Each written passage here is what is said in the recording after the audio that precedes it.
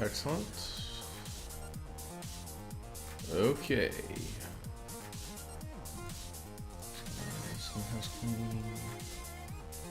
Right. So burn the deck. Burn is like this deck in Modern that like people just give no respect to, and I'm kind of one of those people. But things have changed. It's because for many years people like were playing Kitchen Finks decks and Scavenging Ooze, and there was definitely a time when like Burn was going to be really hard to play. Because people were giving it respect and like incidental hate, like these cards. Like if you're playing Kitchen Finks and then you play Hate for Burn on top, then Burn was having trouble.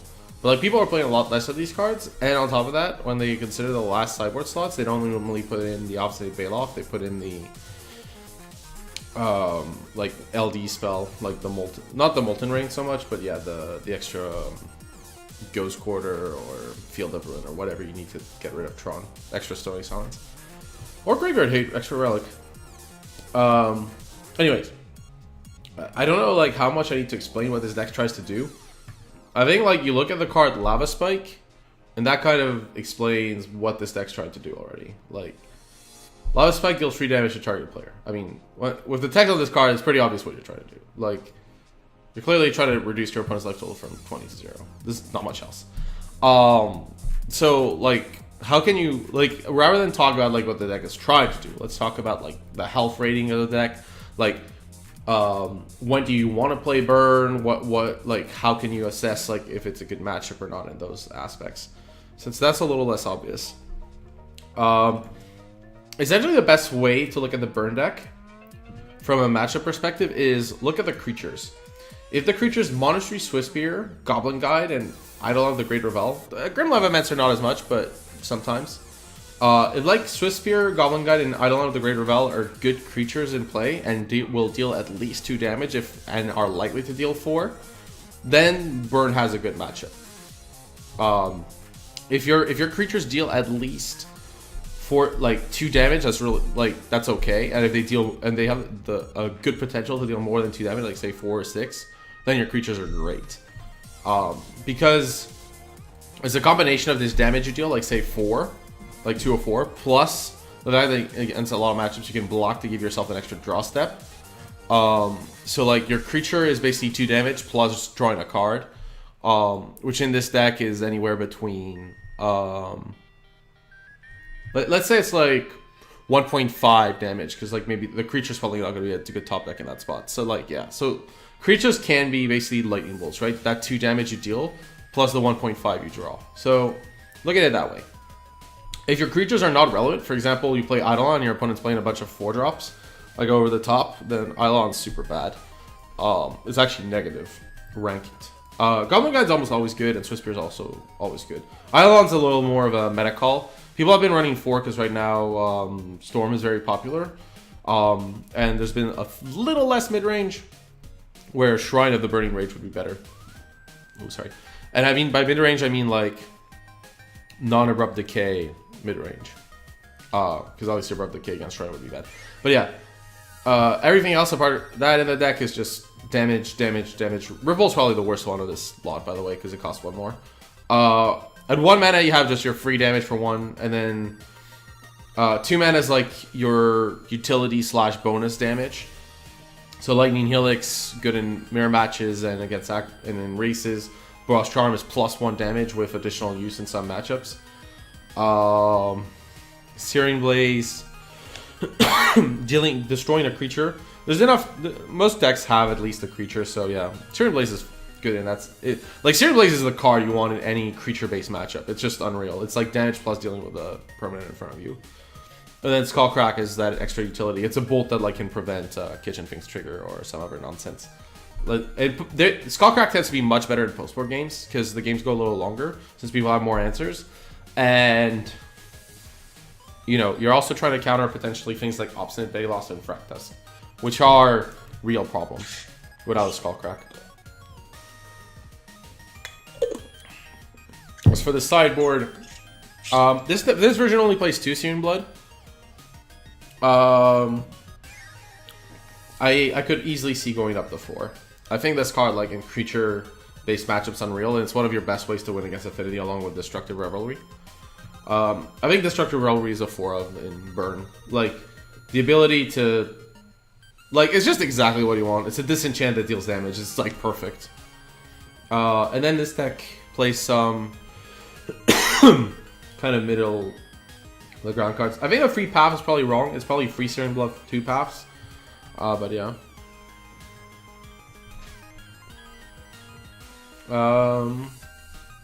Yeah, Deflecting Palm is a good choice against Emrakul style decks or Death Shadow, and then you have Rest in Peace against those decks and Firewalker for the mirror.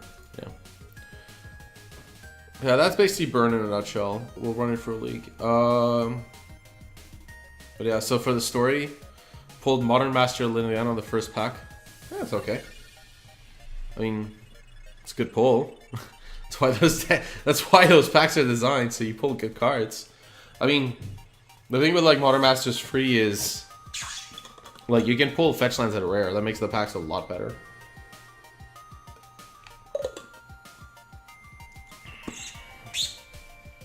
Yeah. So yeah, we're gonna give Burn a spin. I think it's gotten better in the current metagame. Because Tron is a good matchup for you because they give you infinite time. Like Tron is not stopping you from burning their face. Like card does it, like deals with your land as their best angle. They have plenty of ways to deal with creatures eventually, but the creatures will deal their damage. Let's give this a shot then.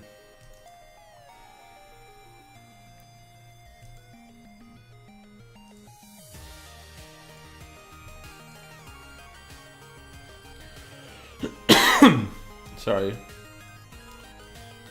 Just cleaning the oven and there was some pretty bad shit in there, so I'm wondering if that's making me cough. I hope not though. Hey, Wakeside.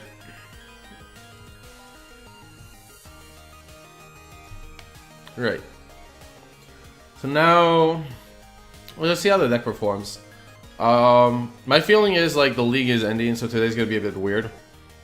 We're probably gonna get actually some pretty high quality players because the people that are gonna like focus still on Modern are gonna be, because Rivals of Ixalan is like the Rivals of Ixalan leagues are out. So I think the people that are gonna play Modern are gonna be like the people who are like really keen on the format. So like people that are like super dedicated to Modern or testing for the Pro Tour.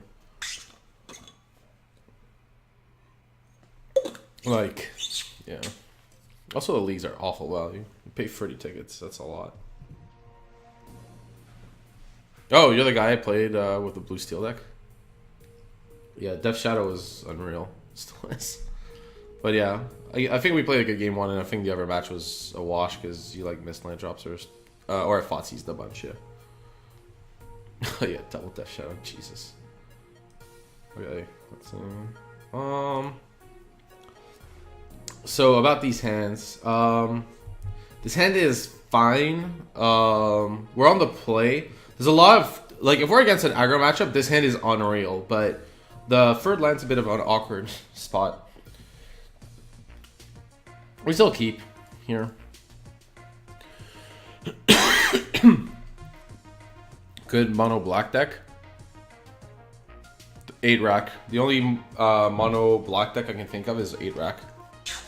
I'm not very budget friendly as it plays like Liliana's and stuff, but yeah. 8 rack is like the only competitive mono black deck I know. Anyways. Right.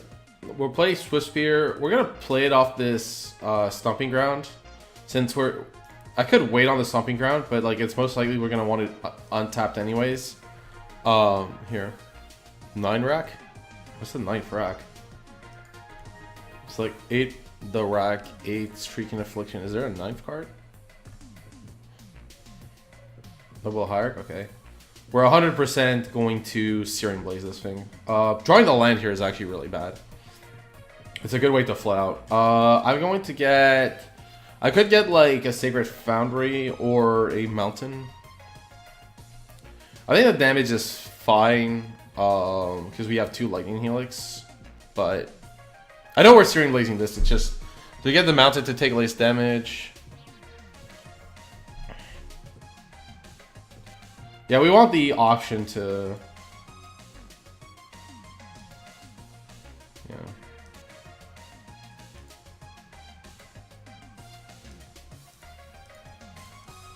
Yeah, Searing Blaze in these matchups is unreal.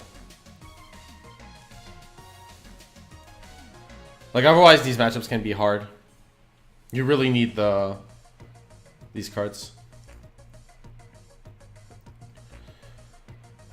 The lack of Searing Blood is actually a problem.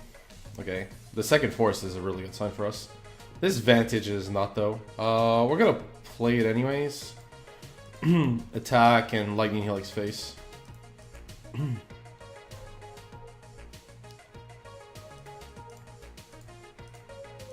Red and white.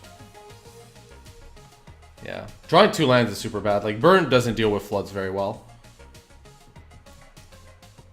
Like, 1 land would already have been, like, weak, but, you know, still likely. But, like, 2 is bad. Okay, Township. Is this Sphinx?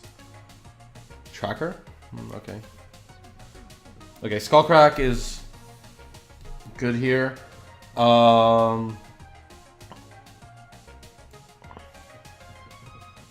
So here, these can go face. We can kind of attack and force our opponent to block with the Tracker and kill it while keep our Swiftspear alive. So this turn's good. Right. Like, our opponent's kind of forced to block for obvious reasons. Right, so Lightning Helix. I could also wait on the Skullcrack. Since it's very unlikely that the Swiftspear will get through for damage, and that prevents a Kitchen Finks. I'm gonna actually wait on the Skullcrack rather than run it out. Because, like, if our opponent goes Collect the Company to Finks, we want access to this card.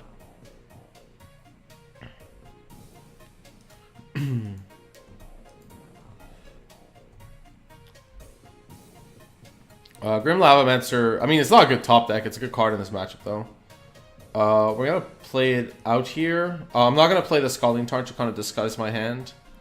And we're going to need a land anyways for... what's it called? Sorry, we're going to need a land at some point. Okay, so they go for Collected Company, and then we're going to Skullcrack a Kitchen Finks trigger. Corsair Crewfix? Okay, we might have to do it on Corsair Raver. Right. Sorry, we have Searing Blaze in our deck, so I don't want to use up the land drop on top of this guy's in our hand. Okay, they're the value green-white deck rather than the... Okay, so they have Collected Company. We're forced to Skullcrack in response to this. Thankfully, it's not a fetch land, so our opponent can't, like, gain life in response. I could have also Scrapcraft on Upkeep. That might have been the actual best play. Oh, okay, this is bad. Yeah, I should have Skullcracked on Upkeep, because I know my opponent has Collected Company. This version doesn't usually play Kitchen Finks, but I still should have done it on Upkeep. No reason not to. We know that we want to go Grim Lavamancer plus Skullcrack, and it prevents a fetch land from hurting us. So that was a mistake. I should have Skullcracked on Upkeep here. We win. Okay. That's fine, too. Yeah. Okay, so we're against the green... So normally against creature decks, I don't like the Eidolons, especially on the draw. They also have Collected Company, so they can easily go. Searing Blood is good, though. They're like a value deck with Courser. The problem is the cards we care about are like Courser and... Tracker, they're going to board out. But they have like Graveyard Interaction with Knight of the Reliquary. Yeah, this is why I didn't like 3 paths and 2 bloods. I would rather want 2 paths than 3 bloods, but such is life. We're gonna board in 2 paths at least, since they're gonna have creatures we might have to deal with. I don't think the Flanking Palm's not only good. They have Knight of the Reliquary where it would be good, but that's about it. That might be okay actually. A big Knight of the Reliquary. Like, Knight of the Reliquary is not only a card they can board out, and it deals a ton of damage to them.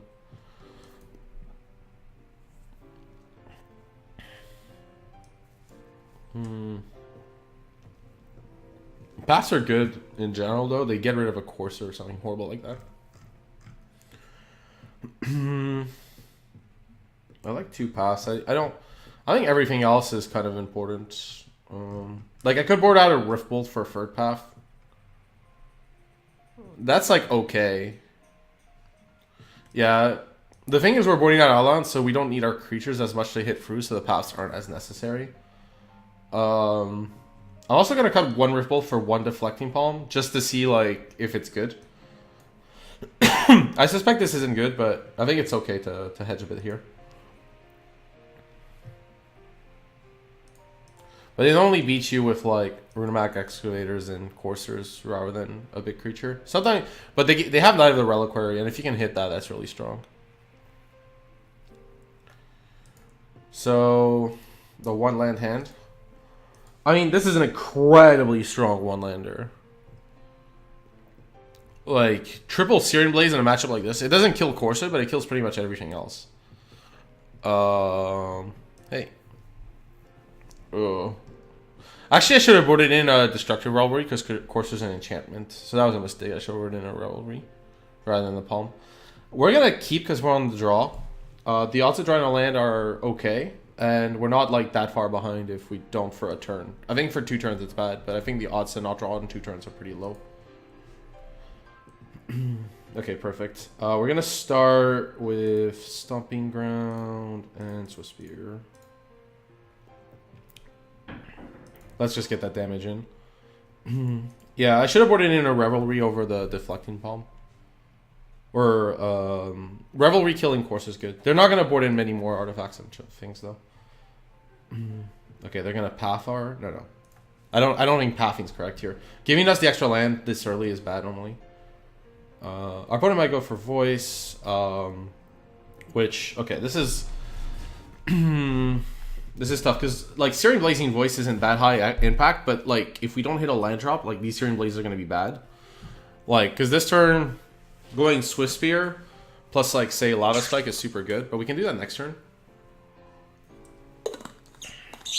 And like these Searing Blazes are gonna lose value, so I'm gonna get a Sacred Foundry to make sure we can play whatever we draw. And we're gonna Searing Blaze this Voice. Voice can be awkward. We obviously do this pre-combat because they could just block and it's awful, so yeah.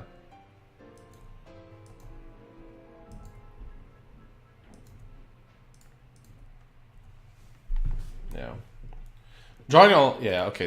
They just use their token to prevent 2 damage. I think that's okay. If they have like multiple courses, I definitely agree with that. Corsair Crewfix. Kitchen thing? Okay, well we can't. This is where like things get hard. This deck plays Sphinx, which makes sense. We can path the Sphinx, which I think is what we need to do here. So we're gonna Swiftspear and we're gonna path the Sphinx because it's worth 2 life at least. It does give them a land, which is awkward, but yeah.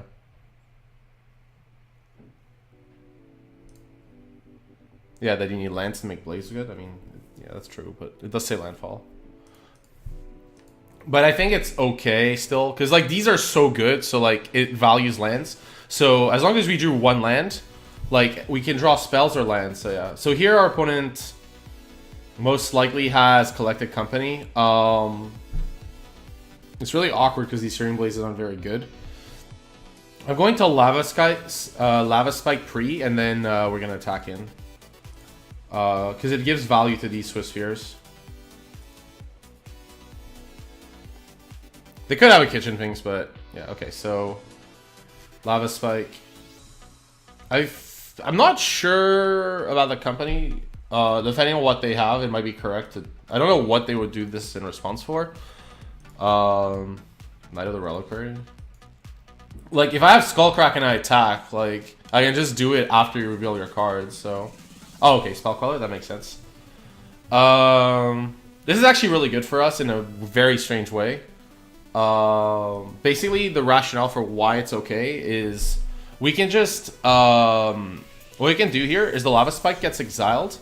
We can bolt the Queller, and then once we bolt the Queller, we get back this Lava Spike, so this Knight is a 4-4. Like, we have 4-4 Swiftspears. I'm just wondering if I want to bolt now. Or if my opponent's going to fall for it. The problem is they're probably going to block with Queller here, and that's damage. So, like, here my line is just wondering what my opponent's going to do. Because, like, I could kill the Queller, like, now. And that ensures that I'm getting through for damage. I think that's okay. I think, like, we want this... I can't bolt the Knight, obviously. But I can bolt the Queller. And that recasts Lava Spike. And I don't want my opponent's Queller to block. Because they're probably going to block here. And that just doesn't end super well for us because we lose a Swift Spear in the process. So yeah, I'm not sure about like responding to my Lava Spike with Queller here because like it gives us like extra damage. Should I make the lines you make at the PT? Oh, like if my opponent will play well? Yeah. I know I'm assuming like, is my opponent going to see it and stuff, but yeah. So, right. So my opponent's forced to block. You should still consider like how your opponent's going to act. Like, maybe I'm wrong to say like my opponent's going to make a mistake, but how my opponent's going to act is important. Okay, company, yeah. I'm not going to make a suboptimal play though. I'm just considering all the lines. Okay, Ooze is awkward. We need to draw a land for this Searing Blaze. If we do, we're in really good shape. If we don't, it's going to be very tight because there's a ton of creatures in each graveyard. In this graveyard, right? 1, 2, 3, 4, 3 at least, yeah. So we really need to draw a land for Searing Blaze on this Ooze. We could also draw... oh man, Flooded Strand. That's awkward. Okay, now I have to think. Because this Ooze is going to gain my opponent 2 more life and be a 5/5. I think we have to just be slower. So I'm gonna like suspend this Rift Bolt and also play this Goblin Guide but not attack. I know it gives my opponent time to gain life, which is very awkward, but there's not much I can do about it right now. So we're just gonna accept this reality. Because like attacking for 1 doesn't make much sense while we sacrifice 2 creatures. So now our opponent has 2 creatures in the yard. Yeah. We could draw a land or a spell. Like anything that isn't a creature at this point is super strong. Yeah, and this is the stage of the game where this Ooze is dangerous. They're right to do it now. Avoid Skullcrack. And yeah, we can't Searing Blaze this Ooze, which is very unfortunate for us. We're gonna Rift Bolt face though, since there's not many creatures in Ira Graveyard. Gives Prowess.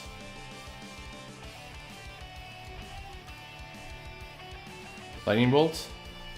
Let's see here. Do I want to... What do I want to do here? Because the Searing Blaze doesn't do much. I could bolt my opponent now. I still can't attack. So, I don't want to give my opponent like an Elemental for free. That makes no sense. So, we're going to just Lightning Bolt now and not attack, which makes me very sad. But I think is the reality we're in.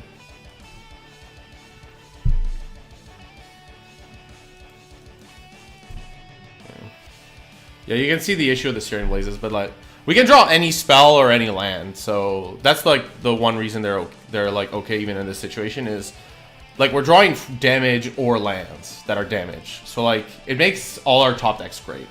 Our opponent has 3 cards in hand. Yeah, they should start attacking. How much damage is this? I'm at 2, so I don't want to like block too much damage.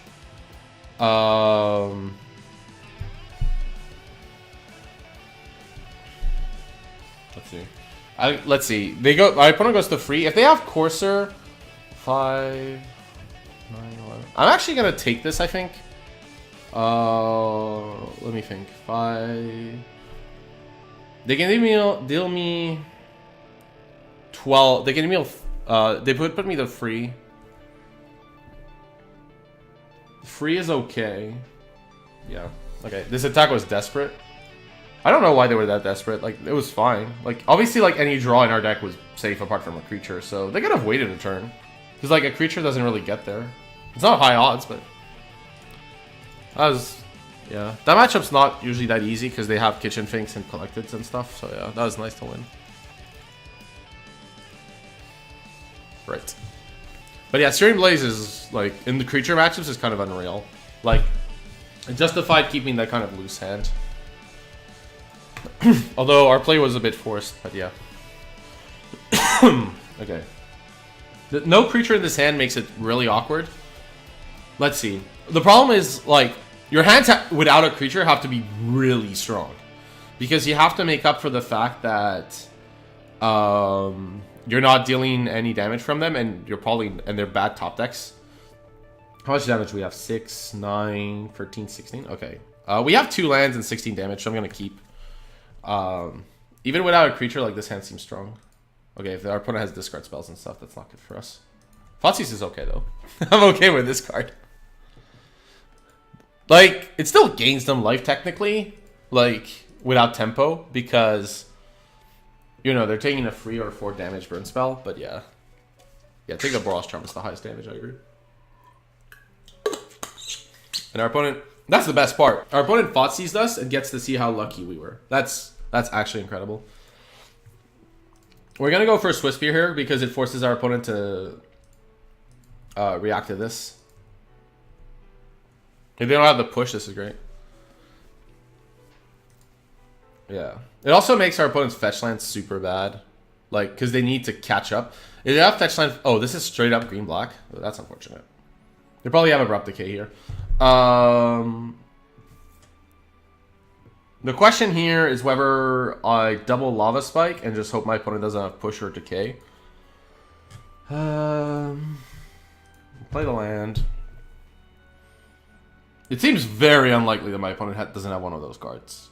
That said, there's very little drawback to not spiking twice here, since with the way the clock works, we can double spike. It's not... It would only be bad if we top deck another Swiftspear and our opponent had no card and no yeah. Top deck a Swiftspear and our opponent has no creatures. But those don't seem like super likely scenarios. So we're just gonna double spike and hope our opponent doesn't have it. Although I'm pretty sure they have it. Yeah, so decay here. Or push or whatever. Yeah, decay, sure. There was a line to go for Lightning Helix because our opponent might feel the Ruin our advantage and cut us off a white card. That would have been like maybe what we should have done is like gone. They probably have a removal spell and like play Lightning Helix so that this Field of Ruin isn't as damaging as it's gonna be right now. We still have like tons of time though. They're not putting any pressure on us. But yeah, that was like the thing to think about was like, do I Lightning Helix my opponent? Because yeah. Field of Ruin is really popular these days. It gives like this deck a chance against Tron. Okay, we have Sacred Foundry. Because of Searing Blaze, I don't want to play it right now. And I'm gonna just wait on it. That way, also our opponent doesn't think that we have a red source. It's true that like we might not be able to double spell or like Lightning Helix in the turn. Maybe I should have played this anyways, but I want to make sure I can cast my Searing Blaze. Wow, they play main deck Courser. Jeez. Oh, that is unfortunate. Main deck Corsair Krufik is very unfortunate. Wow, what is this? This is... Okay, so I'm saying there's not much hate in the meta, but this is extreme. I've not seen Corsair in the green-black decks yet, so this is, like, going way beyond. Okay.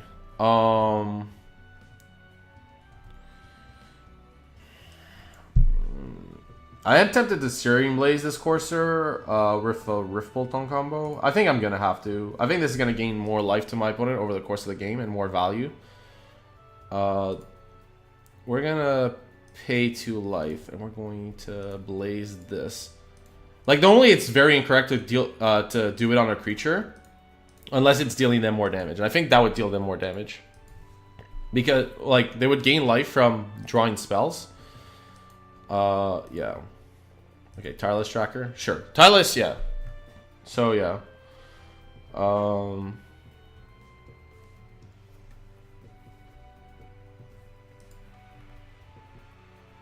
Yeah, this way we're preventing incidental light gain. Remember our Rift Bolt dealt, like, here's the thing, right? This Heath was 2 life, so our Rift Bolt, by targeting the Courser, basically, instead of face, basically dealt 1 damage.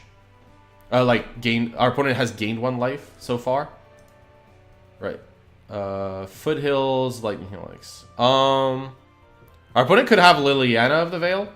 So I know that this is revealing what we have. I don't really care about this tracker. I'd rather go face at this point. So I'm going to play the Foothills.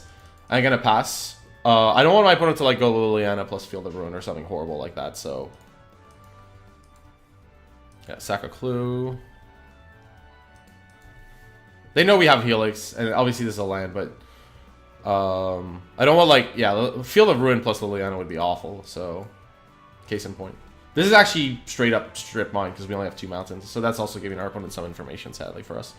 I think our opponent should just sack clues, though, here. Turn this into the quickest possible clock. And like if they draw into a Tarmogoyf, that's a good clock. The Lightning Helix gives us time though. We're pretty favored here, assuming like average draws on both sides.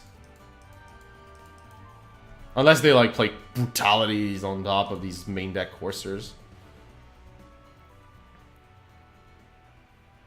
Tarmogoyf. Okay, this is lethal. This would be lethal next turn, but thankfully we have Lightning Helix.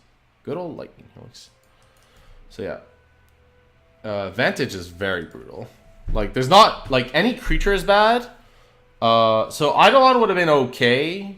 Just because it gained life, but not next turn. So Eidolon would have been good this turn, but not next turn. So this is bad.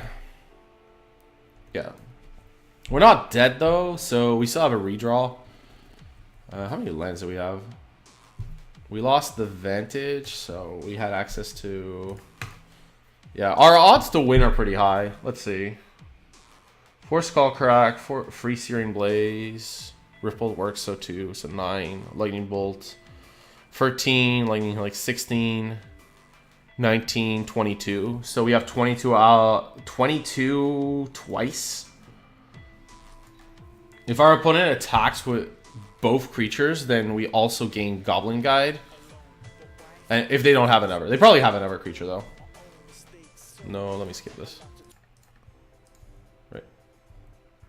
If they don't have an Ever creature, Goblin Guides will start out to 26. So 22 out of 46 is a little lower than 50, and 26 is a little higher. So if they have, they could have removal here, though. I suspect they have removal or something.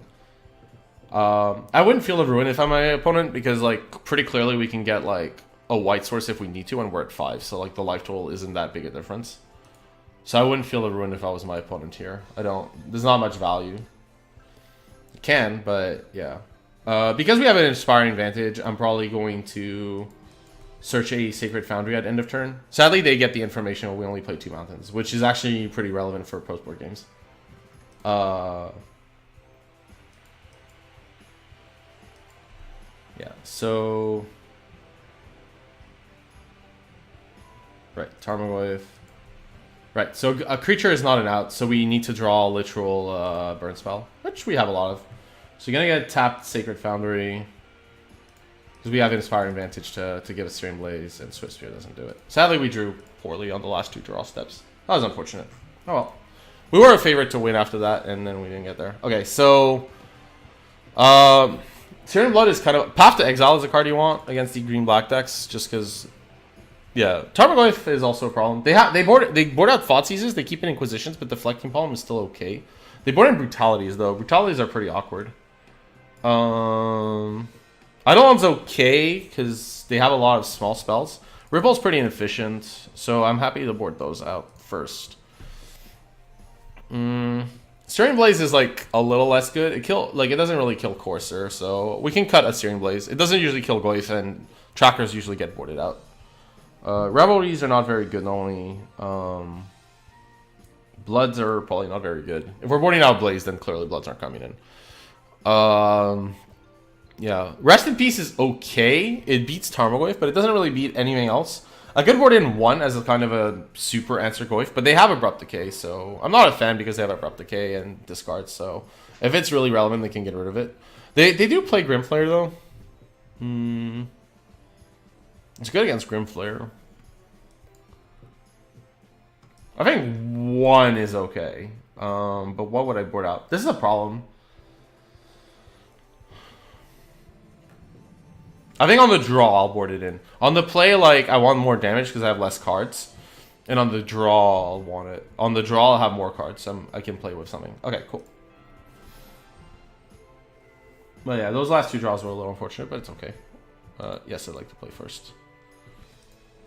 Not the best starting hand. But we still have an Eidolon and some burn spells. And we have a path to deal with most problems, so we'll keep. If our opponent Thoughtseize Inquisitions the Eidolon, they're not going to Thoughtseize clearly. But Inquisition the Eidolon, that's awkward. And they could also Collective this. So the Eidolon's much worse post-board.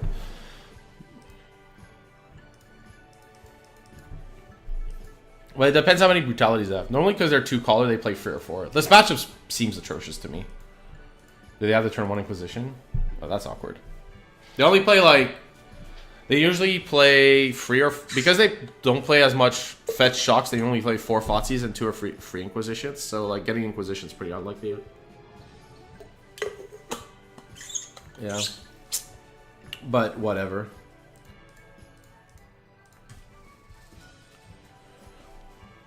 It's still a bit unfortunate on the Inquisition, but it's fine because we drew an Eidolon. Wait, did they mulligan? They mulliganed. Okay, they mulliganed. Yeah, I was like wondering. They would not keep it 1-lander. Okay, so we can attack with Eidolon. We're not gonna crack the Bloodstained Mire right away, because we want to see. Like, we have still Searing Blaze in our deck. Okay, Treetop Village. Sure. I'm gonna cast one of Lightning Helix or Boros Charm. Boros Charm deals the most damage.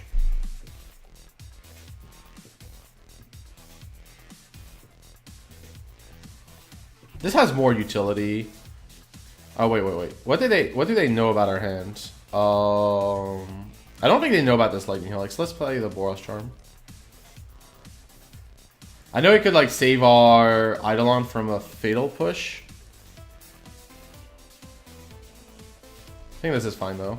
We definitely need to use it for damage. We're not gonna fetch because we have Searing Blaze in our deck.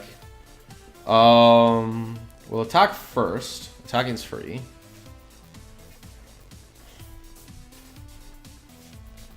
I don't think we need the Lava Spike right away.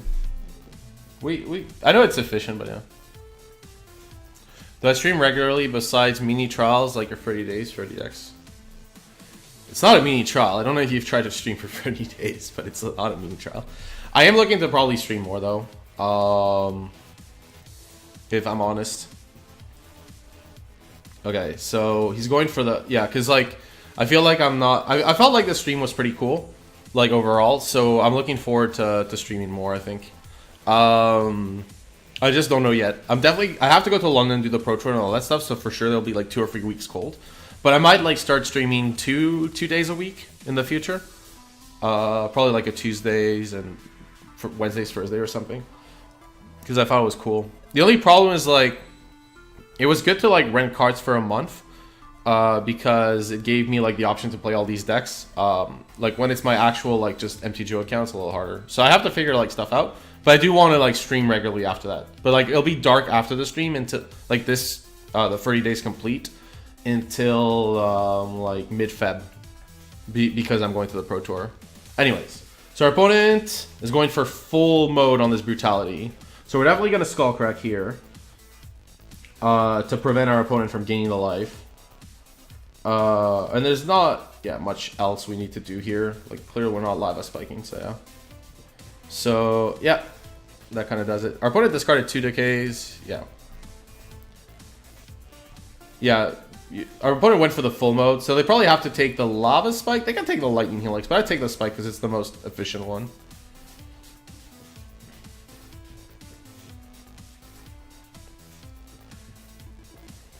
Like, this opens up a world where I could draw Boros Charm while Lightning Helix doesn't.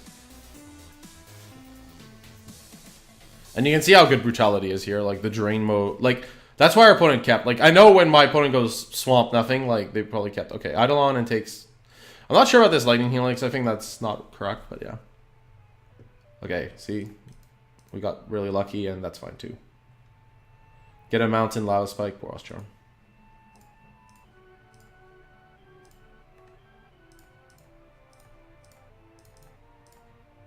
There we go. I'll skip this. Tunes based off Game Boy Song should be a little bit more updated. Right. So normally those decks play Grim Flare. They definitely play Goyf. But our opponents discard 2 decays. That's how... Because if they decay this, the decay is not exiled. So that gives them already an instant to make the Goyf a 1-2. But you want like catch-up mechanisms on the draw. So it's kind of tough. Maybe this Grim Lavamancer is not so good. Anyways. Like, Especially on the draw. The other one's already worse. Grim Lavamancer. It does shrink the Goyf sometimes. Not often though. I'm not sure about these palms anymore. They have a lot of discards, so palm's less good. Rest in Peace might be okay. We'll try 1-1. I like the Rest in Peace on the draw. If I knew, I'm not sure they have Grim Flares. This is why, like, if I was 100% they had Grim Flares, then I would board in both Rest. But I'm not 100%. They often have Ooze though. This counters Scavenging Ooze too. There's just not a graveyard based deck that hard. Like, they have Goyfs. And they sometimes have Ooze. They don't only have things. I think they have like a combination of Ooze and Flares. So I'm gonna, like, on the draw take the chance. I don't really like this Grim Flare, I think. We have Paths, so I boarded out a Blaze. I think this is all fine. The Rest in Peace is, like, obviously something they can deal with, but yeah, they're gonna go, like, rely on Courser.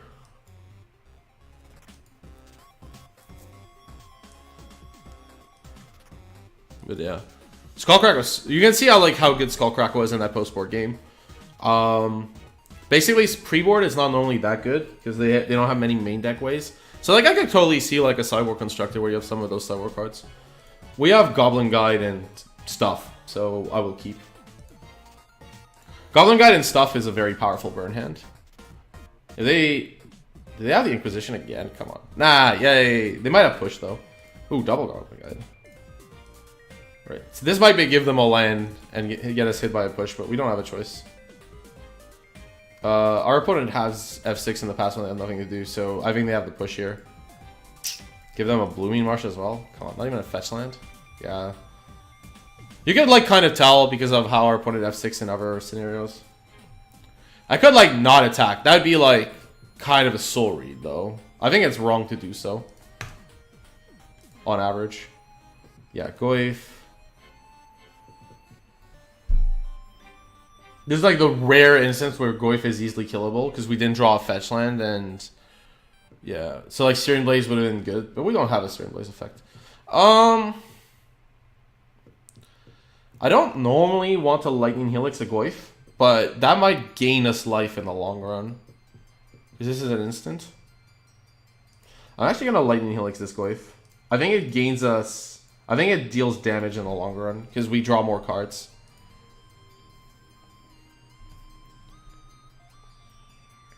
It's not very common, but yeah.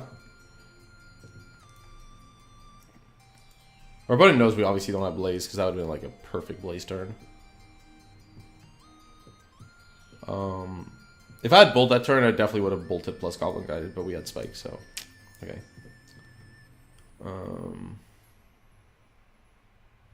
Ooze? Okay.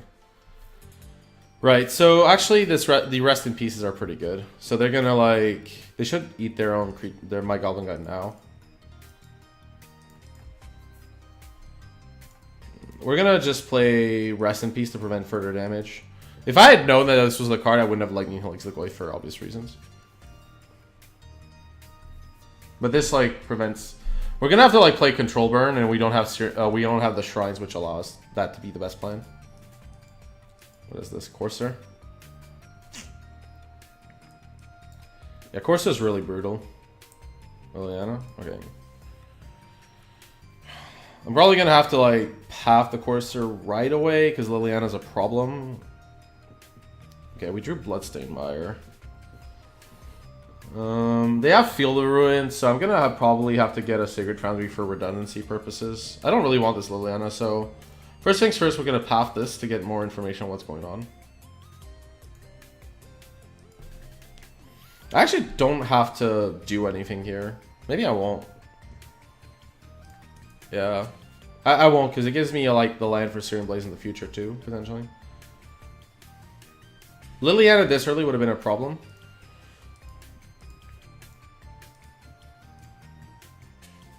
Yeah, we can play the Mire. At least this Goblin got it. Actually, okay, so I missequenced that. What I should have done was attack with Guide, let them reveal Liliana, and then path the Courser. So this sequence was wrong because my opponent could draw a land. They draw another ooze. Okay. Yeah. I mean, the Rest in Peace looks good here, but you can kind of see the cost already. Because it's not a burn spell. So yeah. Maybe the plan here was to play Rest in Peace plus Searing Blazes. But like only against Ooze. Against Goyf, Rest in Peace is good enough. Like their Oozes are just gained like 2 life usually. My opponent has 5 cards including an Ooze. I'm going to have the extra info that way, so that's cool. But yeah, we definitely should have attacked and then pathed. There's no reason to have a chance of free land. I think like not attacking into our opponent like on turn 1 would have been like the absolute soul read, but incorrect in like the long run. Because like you're losing so many percentage points against too many people for like a play that's only good in like a very small subsection of games. Alright. What is this? Okay, this Rest in Peace is doing work. Swiftspear is good here because it allows us to attack. Yeah, I'm okay with attacking with Guide here since it trades for an Ooze. Overgrown Tomb. Okay, that was unfortunate.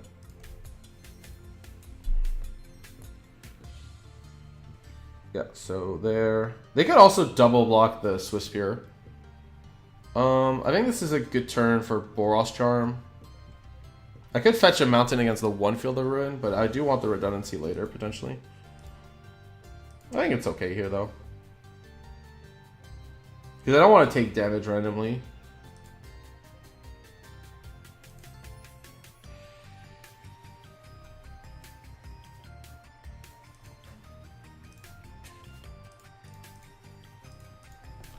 At some point, we have to start dealing damage to our opponent. Shrine. If you're ever tempted to play Shrine of Burning Rage, this is like a good reason to do so. Is like these matchups. You turn into the control deck, like you can afford to put in like Rest in Pieces and paths, and like the Shrine will take care of it. They have Abrupt Decays, but yeah. Especially on games where you're on the draw, like games where you're on the play, like you can get them with creatures. But yeah, these games are harder. What is this? This looks expensive. From the last roll, okay. That is, please pay life. No, okay. The 4/4. Let's see here. We can on defense Swiftspear, which means that the 2/2 in front can't attack at least. The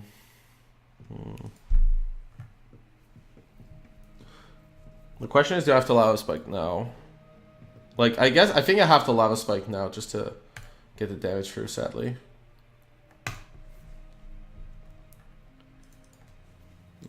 I know it, like, loses a Prowess trigger, but we need to top deck a 1 damage burn spell. So this Rest in Peace has actually been pretty wonderful. The front is probably because they just have a lot of bad cards. Like, it's okay. I definitely think it's better than it looks. So your opponent should attack with these two. I agree with this attack. I think attacking with this is just wrong. It does tell us that our opponent doesn't have a removal spell, but yeah. Like, I have to have Searing Blaze and the land drop, so it seems unlikely. Let's see here. If I block this front, then I go to 8. And next turn my opponent attacks me for 7, 8, 9. So it's still lethal, but I could draw a creature, which gives me time to draw another burn spell. I lose to removal anyways.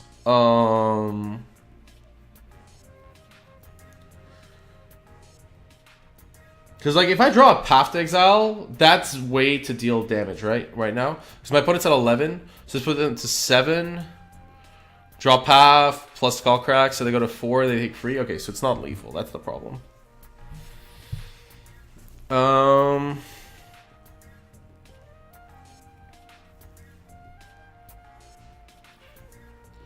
I think if they draw a removal, like a creature could always like defend for me anyways, and I could draw a Lightning Helix to like throw off my opponent's combat math. So I think I won't block here, because I don't think there's much of a difference between 4 and 8, And having the creature in play might open up some lines now. Okay, obviously, yeah. I would have Feel the Ruined Advantage, maybe. What is this, another front? Oh, Tasigur. Oh my gosh, hardcast Tasigur. I would have probably, maybe I would have attacked with Ooze, but I guess it just dies. So Tasigur means that I'm like dead to non-bolt. Oh, even bolt doesn't work because I'm the only, because my opponents had like exactly 11.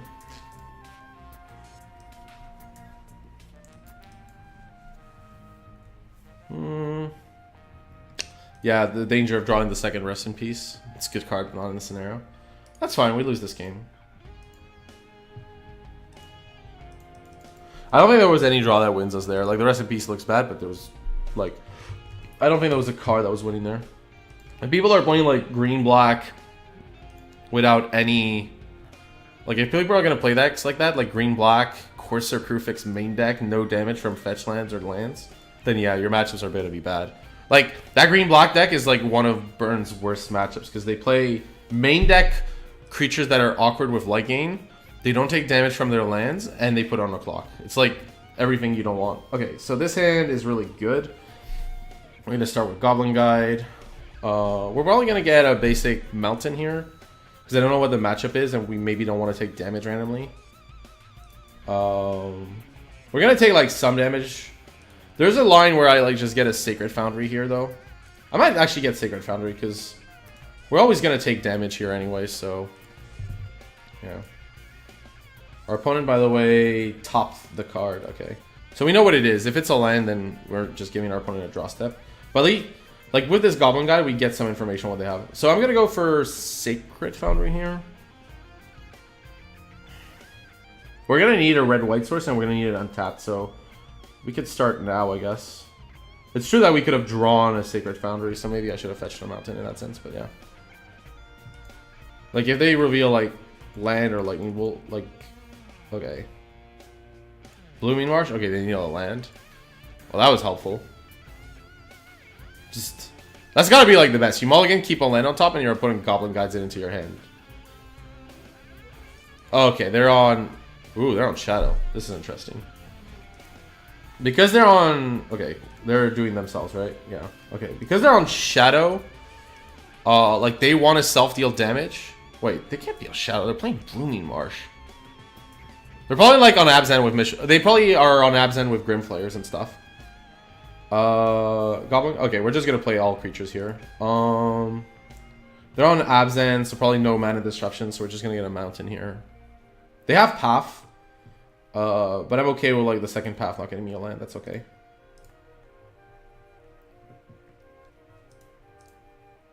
Actually, I'm not okay with it. I probably should have gotten another Sacred Foundry, because like then the Path would enable the Searing Blaze. If they had a second one.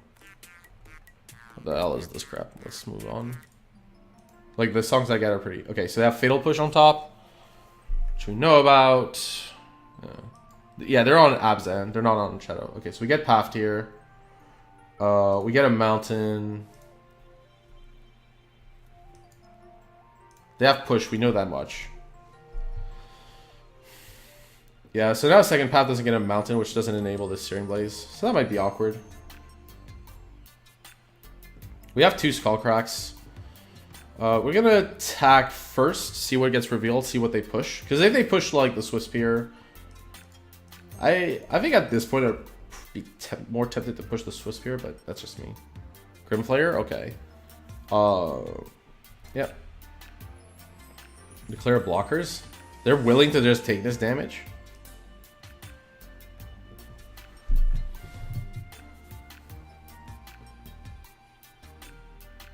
Let's see. This other than the 9 and they still have the Fatal Push in hand? What is going on here? Why would you just accept this damage?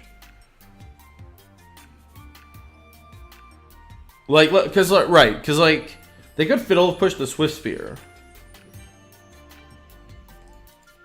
This puts them at a multiple of free, so... I'm actually fine with this damage. Oh, you're right. Yeah, blockers. I'm sorry. I have priority. Thank you. He's just waiting until the last possible opportunity. And I'm also waiting. Right, okay. So now we want to Lightning Bolt and Skullcrack. They don't normally have that many life gain cards, so this should do the trick. Yeah, sorry, yeah. If my opponent has the second path, that's just... Oh, come on, really? No. Okay, well, that was unfortunate. We're still okay, but yeah, that was unfortunate. But it has, like, both path and push. So, not fetching that second Sacred Foundry is going to potentially punish us. Okay, Forest, Grimflayer. Yeah, free card type. Oh, Ooze. Oh, dear gosh. Yeah, we really need to draw, like, land. Like, really, really need to.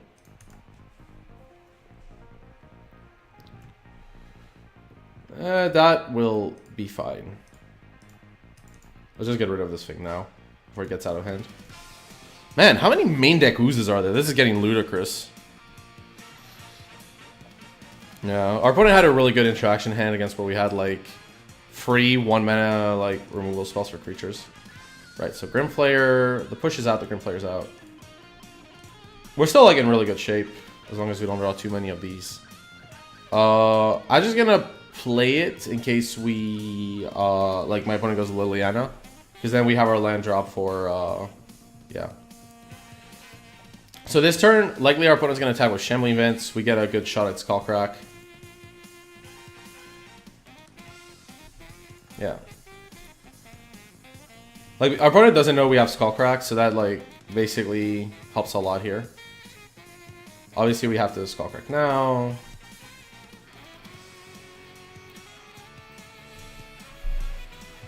Yeah, okay. Yeah, the double was awkward. We definitely played bad this game. We didn't get too punished, thankfully, but yeah. Okay, that doesn't matter much. That works. I mean, I could fetch, I guess. It doesn't really matter. My opponent knows I have a second Sacred Foundry, clearly. Okay. Yeah, you can see how, like, even one life from that Ooze meant that we had the top deck. Man, how many people are playing these main deck Oozes and stuff? This is getting ludicrous. Okay, they have Grimflayer, Ooze, and Mishra's Bauble. Clearly, Rest in Peace are gonna be good. When you're playing Mishra's Bauble in your, like, non-shadow decks, like, clearly Rest in Peace is a card you want, because they're putting it in their graveyard for types. They play Spirit, like, Syrian Blood is okay against a non-kick Grimflayer. Grim Lavamancer as well. But this might be too many cards, because the ripples are really bad and we're taking these out. This is unlikely to hit, so I'm gonna not put in the Bloods, but I like the Blazes still. Actually, maybe Lightning Helix gives us some time, but it is an expensive spell. This kills, like, spirits, and they're not gonna board out those.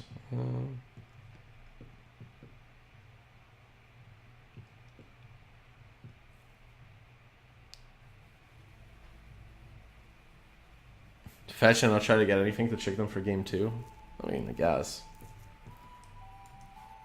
Right. Blaze is very good, but Blood is closer.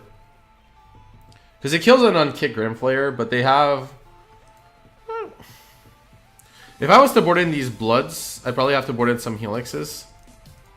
And these can be pretty conditional. I think it's okay, though. If you have Rest in Peace, Blood is good. Okay, we're going to keep in one Helix. Helix is good, too. I could also board out an Eidolon. They're not so great on the draw. I'll board out actually an Eidolon. Keep in one more Helix. Eidolon I'm going to board back in on the play, by the way. I think it's an okay card. Lavamancer requires an answer, like the push or path. And it's pretty good. If Blood is good, then Lavamancer has to be good. I'm not sure about my sideboard plan against this. I feel like I really want Shrine of Burning Rage in this deck. Like, it feels like in these matchups it's great. This is really not very good. I think we keep because we can Blaze a turn 2. Oh man, this hand's so bad. Ugh. If either of these was a fetch land, this hand would be fine, but this hand is really bad in this current spot we're in.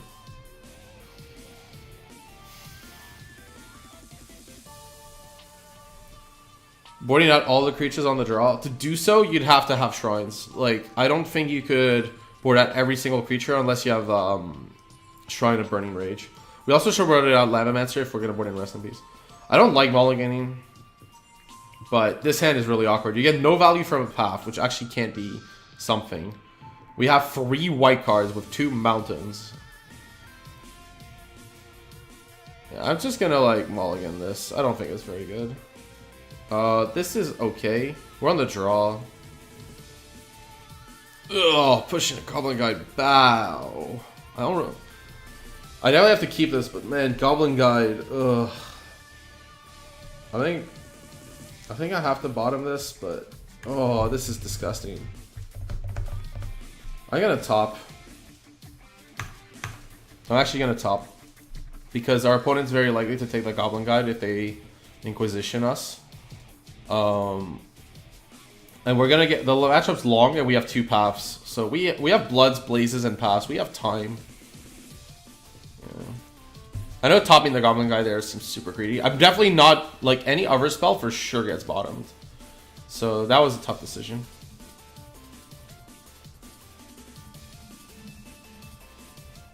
Yeah. But yeah. Yeah, I think, like, Shrines would be good in the sideboard. Or main deck. But, yeah. In the sideboard, like, you'd have to basically go, like, it'd probably be over the Deflecting Palms and Core Firewalkers, so you accept the burn matchup isn't that great. But then you play, but like Deflecting Palm and Shrine hit the same matchups. You can also do one less path since that, actually you want paths with the Shrine. It doesn't look intuitive, but like the paths like work well with Shrine because then they can't put pressure.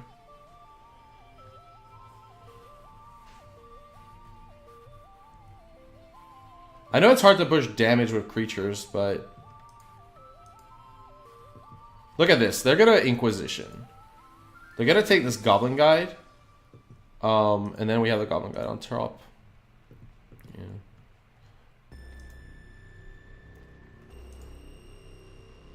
Because they would never think that we keep a Goblin Guide on top because we only have 1 land.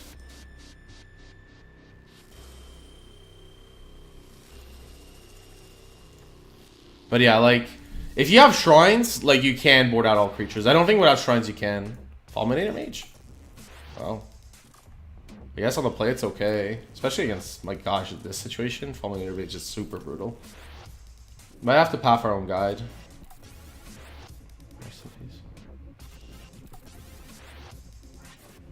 Alright, we're probably gonna path our own guide if my opponent pushes it. Well, they're probably gonna push it soon. Oh, I'm gonna skip this. I don't like this track. So if our opponent has a land, they're gonna play it. I would Fulminator Mage like 100% of the time. The only question is, do you let me like potentially draw a land and play it? Versus like, yeah. Yeah, like, do you like go like I'll take 2 damage? Like you also, oh wow, you also have to take 2 damage from Tomb. Like they have Fatal Push. So, I mean, this is fine. We're gonna let this resolve. We're gonna see what happens. This is actually kind of a dance because if I like path end of turn, the thing is my opponent has push, right? So I think this path should be a rampant growth at this point.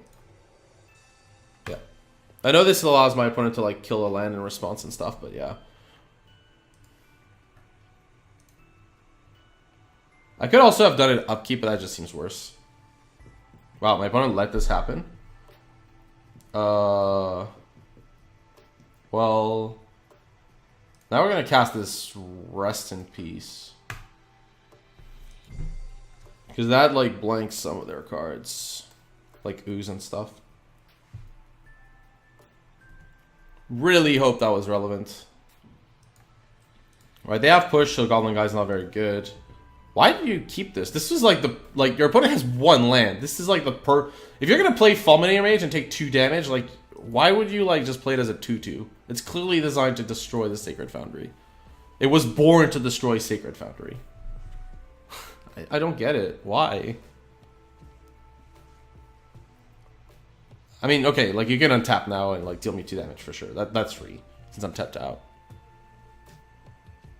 What is this? Lingering Souls? Pulse, okay.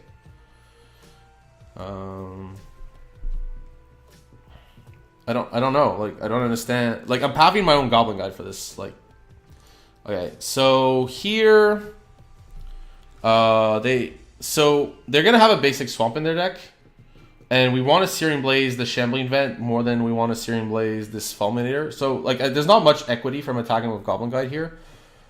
So I'm gonna play Tarn and pass.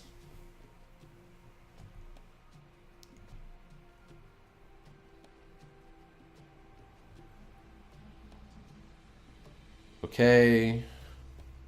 It does let them get a dual line, but that's okay. By the way, Goblin Guide is so good when you get to like see what your opponent's gonna draw rather than give them lands. Like the delta on the card is not just they don't get the land, it's also you get the... Yeah. I don't understand like playing Fulminator and like not destroying my land when I was like at 1 land. And my opponent knows it, it's very clear, so. Okay, so my opponent's gonna attack. It's a bit unfortunate for us that our opponent had Pulse for Rip, but that's okay. Right, so here, we still have Path for like 1 creature. What is this? We have Blood as well for Lingering Souls. Okay. Okay, so we're going to Searing Blood. My opponent could Fatal Push the Spirit, but then we have this guide, so it's okay. Okay, we're gonna Blood a Spirit here. I know they could push to prevent damage, by the way, here. But then the Goblin Guy comes in, so it's not so bad. Yeah, that's fine. Like, yeah, there's not much I can do to prevent push doing it. But yeah, now my opponent has 1 card. And now I can play... I'm gonna play Goblin Guide off this since Fulminator is non-basic. And we need to get another red-white source.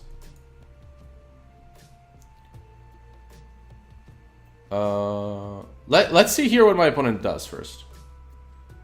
Because this fetch gives me so much info. That was a mistake. Our opponent should have waited on the fetch, because then they can see if the card is something they want. Yeah, this is kind of rough because. So I have a stop on my own attack, which I'm gonna do here, to see if I want to Searing Blaze this or if I want to wait for the Blaze on the Shambling Vent. Okay, we're gonna let this resolve. Shambling Vent. Okay, so they drew Shambling Vent. It's gonna be a lot harder to prevent these Shambling Vents, and it is a tap land. So at least my opponent couldn't Souls this turn. They could gain the life, but I think here the fact that we deal it 2 damage is worth it. So we're gonna get a Sacred Foundry untapped. I know this is like damaging ourselves, but we don't have a choice against Fulminator. And we're gonna Blaze this and the Spirit. But yeah, our opponent made an error, right? Like they didn't know what their top card was, so yeah.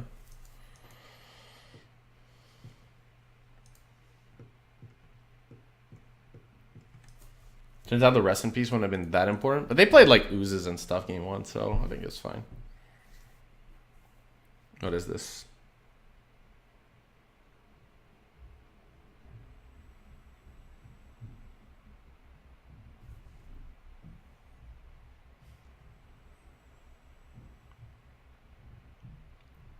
I know my opponent has Shambling Vent. That was...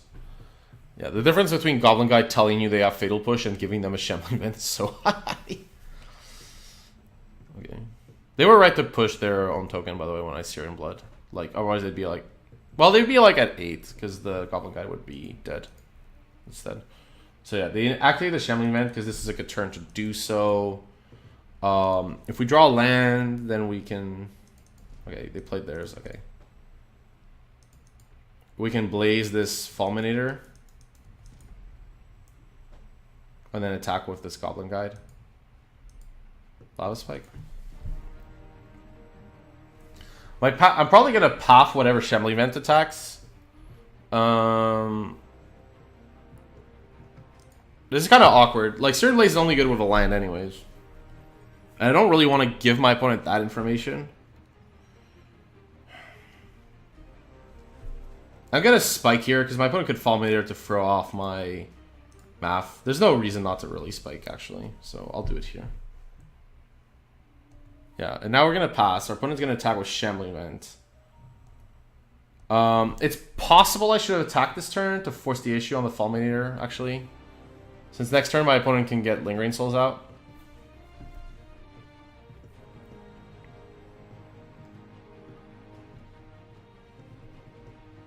I think, like, had they cracked this a lot earlier, like, it would have been better, but that's just me. We haven't used our mana that much, so maybe not. Township? Okay, though, that's... So, my opponent could flashback Souls in Township. Or they could just, yeah, they can Township later, too. They can attack with Vents first. The problem is we're kind of in an awful situation no matter what we do. I guess, like, our out is to, like, blaze this vent later down the line.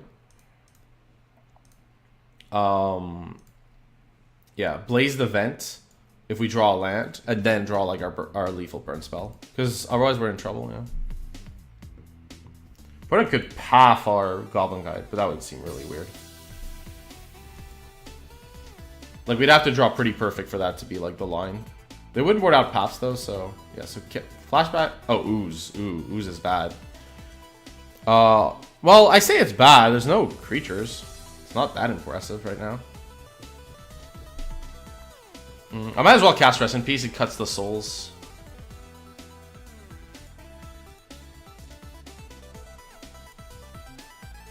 But it doesn't cut Shambling Vent, sadly, for me.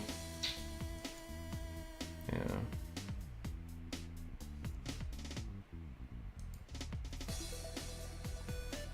Oh, to gain life off Ooze? Sure. Yeah. But, like, I don't know. Maybe I should have forced the issue with the Fulminator last turn, but it would have probably, like, just traded anyways. Yeah, Rest in Peace.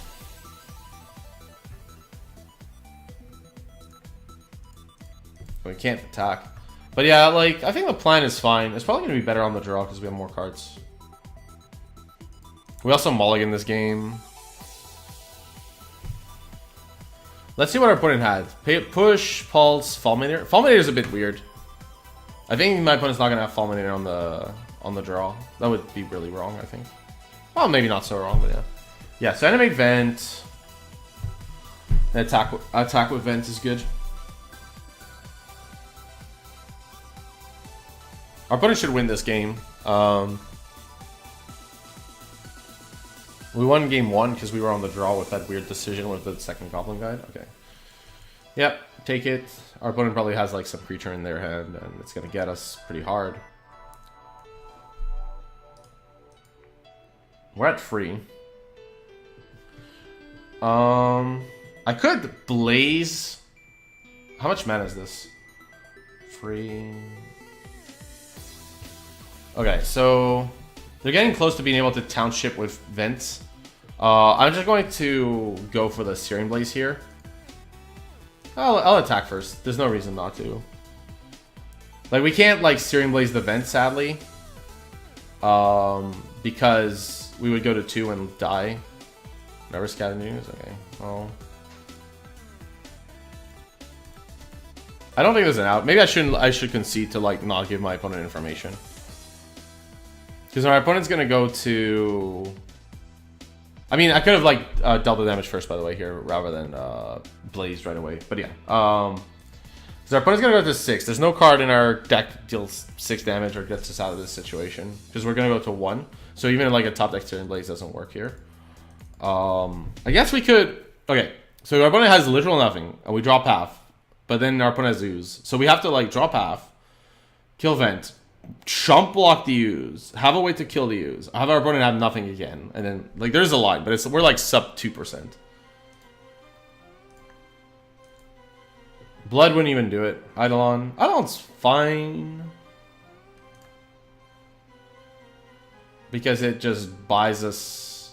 Like, it just blocks, it's fine. It's not great, obviously, but, yeah.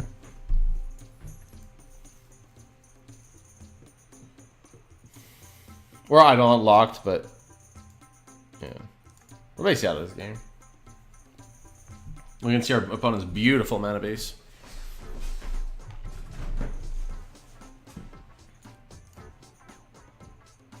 I'll skip this.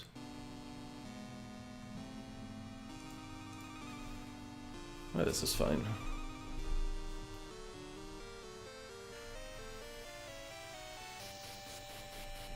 I said it was fine.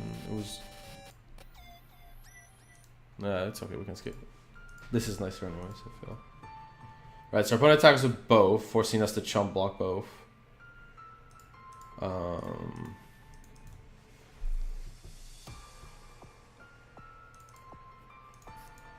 Yeah, that Shambling Ven, that second Shambling Ven has been a problem. That was a really strong top deck for him. Okay, 0-1 Goyf.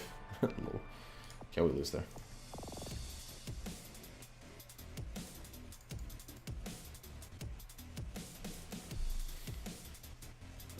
Okay, so Reveler is much better on the play because it deals damage. It's more likely to deal damage.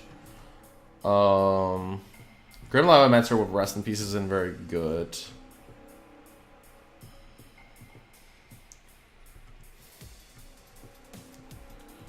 Yeah. The Bloods have actually been okay. Just because they can push their own creature or path it, but sometimes, like, especially on the draw, they can't. So there's a lot of Searing Blazes though. I think it's fine though. They have a lot of creatures, and I think it's totally fine to like kill a Flare or something on curve or Ooze.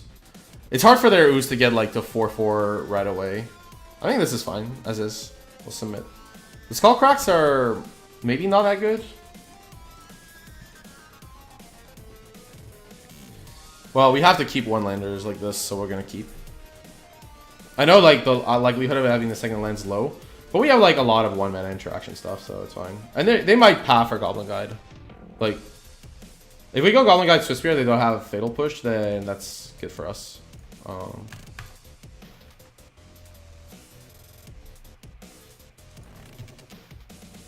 Seriously, these Goblin Guides have not been great for me. Sorry, I'll skip that too. Alright. Okay, and they don't even have to discard? That's just brutal. Right there. Holy smokes.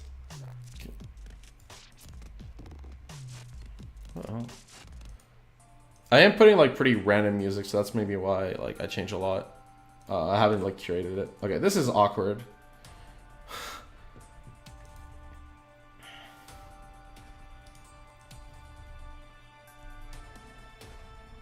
Abrupt Decay. Okay, that's fine.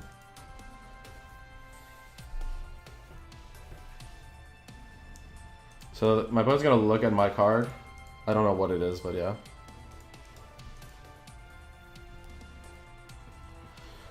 We have interaction.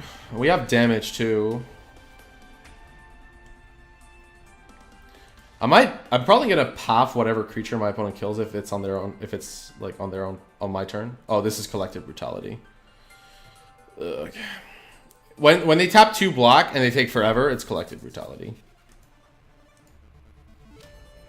You can basically tell from like because it has so many options and stuff. It's like the only card that costs like mono black and like takes this much time to resolve. Like every other card, no other card in the deck would take this long. So yeah, goes for Lingering Souls. Yeah, drains me for 2 as well. With this hand, I guess a Lightning Bolt because it's efficient. That'd be my pick. They know what my top card is though.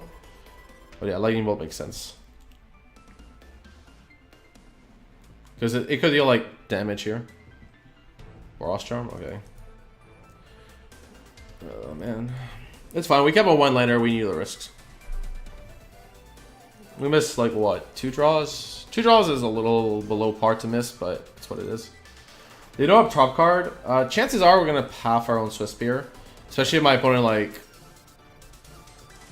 because they have a decay. Especially if they pass the turn, it's a little more awkward, but yeah.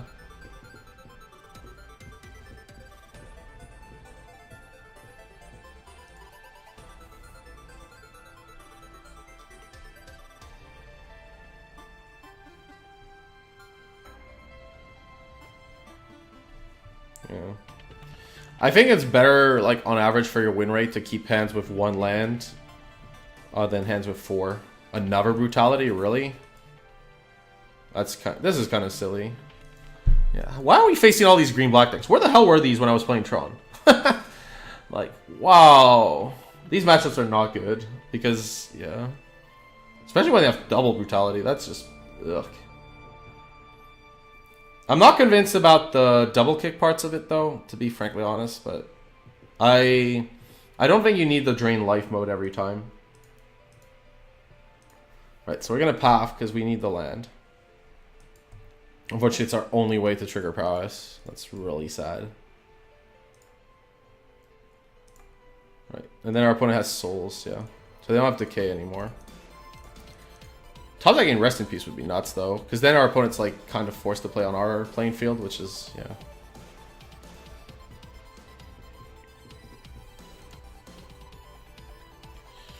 We still have... oh, our opponent's going to take Boros Charm most likely. So we still have some damage, if not tons.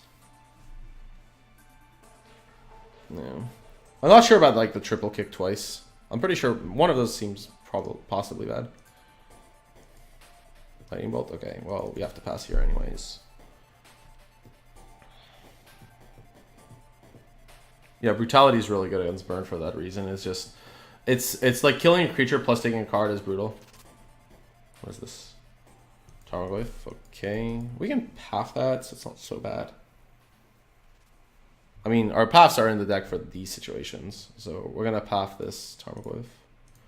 I'm not gonna Lightning Bolt right away, mostly because I could draw like Swiftspear. I see we're giving our opponent a land is awkward. Okay, Searing Blood, sure.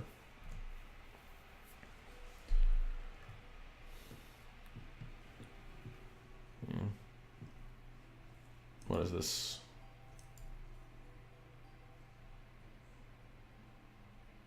Fulminator. I don't see my opponent waiting on this one. That'd be really unwise. Really? You're gonna wait? This seems so greedy to me.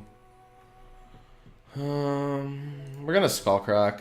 I don't think we can really beat like an Ooze here, since there's enough creatures that the Ooze gets out of reach super easily.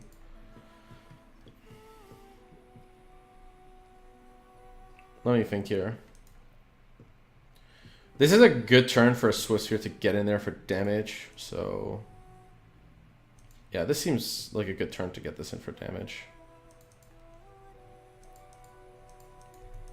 Our opponent's like pretty greedy on these Fulminators. He basically wants to block and... let me think. I'm not interested in giving my opponent that option. I'm gonna like just wait until I draw a land, Searing Blaze my opponent's Fulminator. Because our opponent can block here anyways, so there's just no incentive to do the line I want. Oh, blue-white? Yeah, blue-white is a very good deck in Modern right now. If you can like find a way to make the Storm matchup better, it's probably like one of the strongest decks. Like, it beats the big mana decks, it has good game against a lot of the rest of the field. What is this? Lingering Souls? Flashback? Yeah. Nope, something else. Tracker? My opponent kept Tracker in these post-board games. That's insane to me. Tracker seems really bad. What the hell? Why would you attack there? Oh, because you're going to go for souls. Dear God. I mean, I'm definitely not... oh, I guess you attack because you're going to plan to destroy my land. Okay, sure.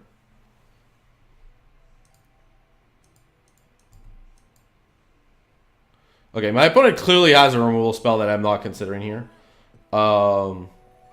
We're going to play the Tarn for safety purposes. And then we're going to Searing Blood this. And then I can Searing Blaze later.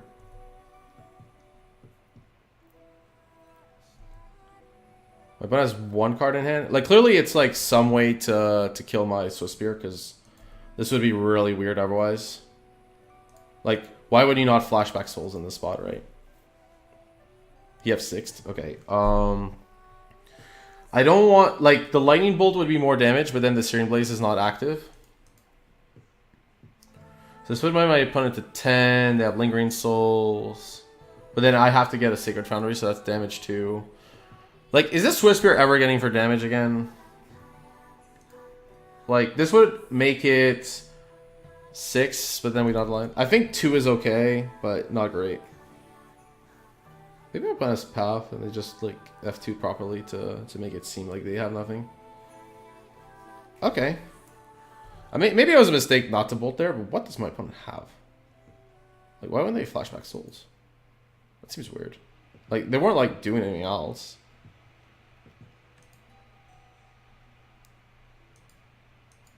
Four. The hell's that? White, white, black, black. Oh my god. Okay. Okay. Now I'm forced to bolt this Fulminator.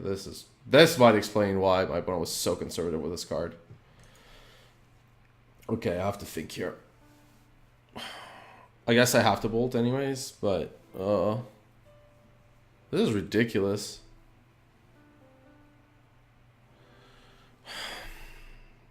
Really don't want to bolt this.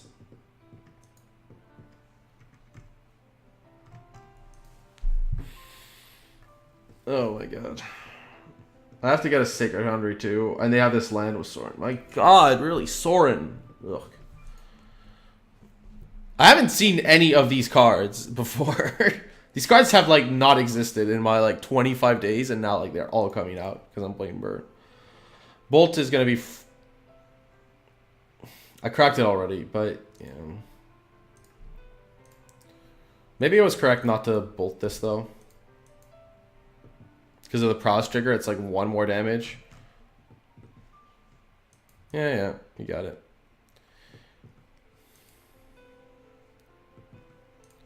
I guess like, yeah, Vantage Blaze. Unfortunately, we can't kill this Sorin, so I'm gonna attack like my opponent's head, and then they're gonna animate this during Wildwood, and it's gonna be horrible. What's the -6? I don't think it matters. Yeah, whatever. Okay. Sorin, like that's going above and beyond. Like the brutalities, I understand. The Sorin is going way above and beyond. Because like, when you look at Sorin, it is a card designed to beat Burn, like or aggro decks, and there's been a resurgence of Burns, but not many aggro decks, and a -2 modes aren't like this is not a very good Planeswalker against control. Like because you're only like the -2 is a pretty big cost, and the small Anthem effect is only so good. Like I think the other one would be better. The one that make lifelinking vampires, like against control at pluses. Alright, so the good news about this Fulminator Mage, until your next turn as well. So like my opponent could block with this. Now the good news is I have this Inspiring Vantage. So we're gonna play the Vantage here. Yeah, drawing the lander is a bit awkward. 1 second. We're gonna do this. Yeah, with our lands that are tapping.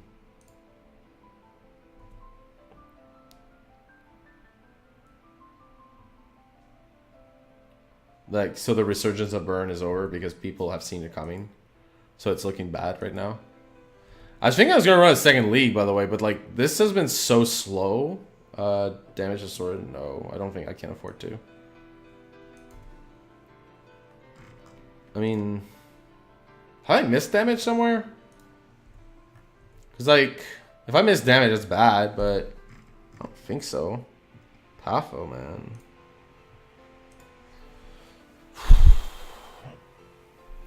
Yeah, we're basically dead. Opponent can just, like, activate during Wildwood Plus and the game ended. I wonder why they didn't do that, actually. It was probably better than Fulminator. We lose here. I guess they were playing around, like, if we had a path, but yeah. Yeah. Yeah, people, like, Burn has seen a resurgence, so people have started, like, doing stuff against it. I think our opponent just forgot that this card is in their graveyard, if I'm honest. We can't win here, so yeah, we're done.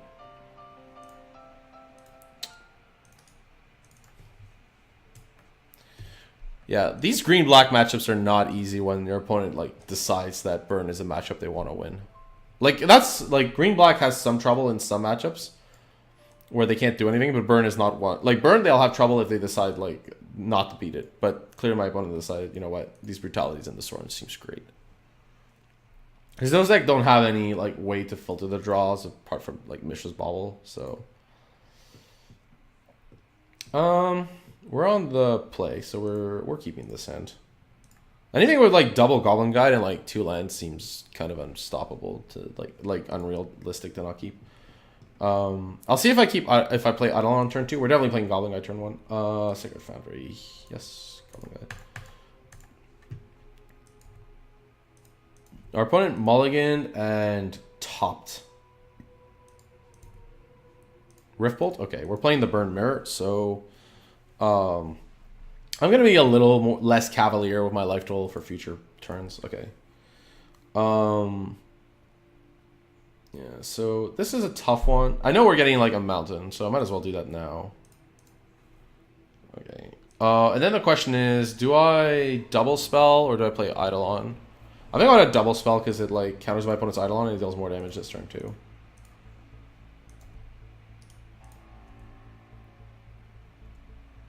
Okay, Goblin Guides, sure. Goblin Guides, sorry. Searing Blaze, yeah. This matchup comes down to who has the most Searing Blazes. Although I think my opponent should have stayed back on that one. That would have been a really good turn to stay back. This is really unfortunate for us though. The drawing a land there is really bad. Rather than a spell. Oh, they have Sacred Foundry in hand, yeah. Yeah, so that turn was bad for us. Like, the Searing Blaze is a really good card in the mirror, and like our opponent drawing... Like, yeah, it's whoever has the most Lightning Helixes and Searing Blazes that wins. And we flood out instead of having those cards, so we're going to lose. It just comes down to that. Obviously, you can't like, pay 2 life here unless the card is ludicrous. Even I don't think it's worth like running a Goblin Guide here. Like, what if I draw Searing Blaze? That just seems horrible for you. Yeah, just don't take damage. Okay. Searing Blaze? Right, exactly. Okay, so we're going to play Stomping Ground, tapped. We're going to Searing Blaze. Like, look at how good Searing Blaze is. Like, our opponent Lightning Helix, and it gives us so much value from these creatures that it's... Yeah, the way to usually win these matchups is... Oh my god, Lightning Helix again. Ugh. It's like Lightning Helix, Searing Blaze, and like making sure your creatures stay alive. Goblin Guide? Okay. My opponent's clearly casting Lightning Helix this turn. There's an argument, because I know my opponent has Goblin Guide, that I should have played Scalding Tarn in case the top card's not very good. Boros Charm is... kind of... Well, my opponent's forced to like Lightning Helix now, yeah. So let me see, my opponent's at 7. I don't have Riftbolt, so that's a dead card. Oh yeah. Yeah, back when Burn played 4 Leylines and Sanctity because Burn was everywhere. Yeah, I remember that time. So our opponent, let's see, what do we want to do here? Because we're both at 7. If this attacks us, 2 bolt effects kill us.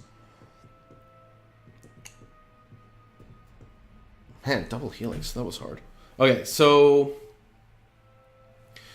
what I could do here is, rather than attack, is because any bolt effect kind of does the same job. I'm gonna stay back, Boros Charm my opponent.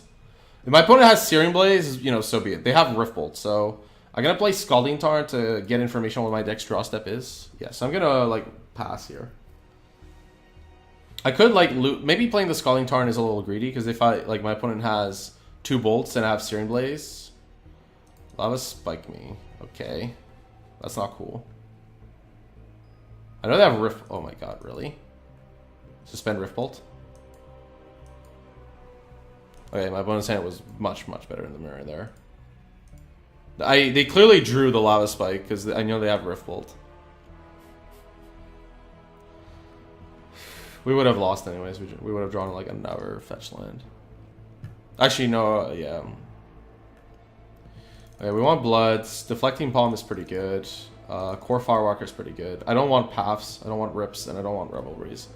Eidolon's okay, but like, yeah, Riftbolt is probably the worst one for sure. Lavamancer is like, Lavamancer is good if it gets to untap, but it doesn't normally. I'm okay with Eidolons because we're on the play. On the draw, I remove the Eidolons. Let me see. We have a lot of 2s. I kind of want to cut some 2s though. Eidolon on the play is good. I'll cut 2 Eidolons on the...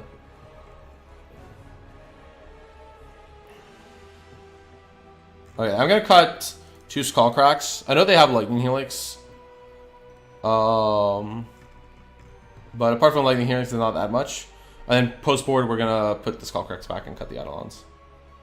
You wanna like, if you can deal with the board, that's great. But I don't think Path is good. This hand is awkward. We take 2 damage from our land. And we don't have like red-white either.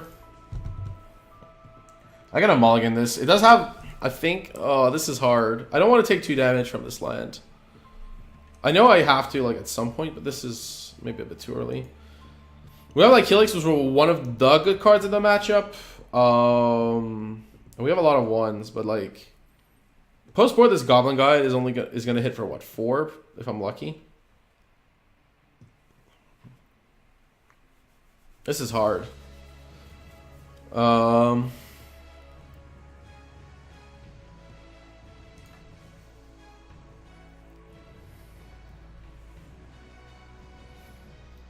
We have like one of the important cards. I think like there's enough. Like I'm gonna mulligan. Goblin Guide's not that important in the mirror. The cards that matter the most are Helix, Searing Blaze, Searing Blood, and we only have one of those cards and a pretty awkward one. So I'm gonna mulligan this. Sadly, this is not a good hand. So this is gonna have to be shipped. Oh well. Well, what is it? 544. Yeah, I'll do another league probably. If I lose this match, I'll just keep. Lava Spike is just not high impact enough. When we mulligan like this, you need really high impact cards.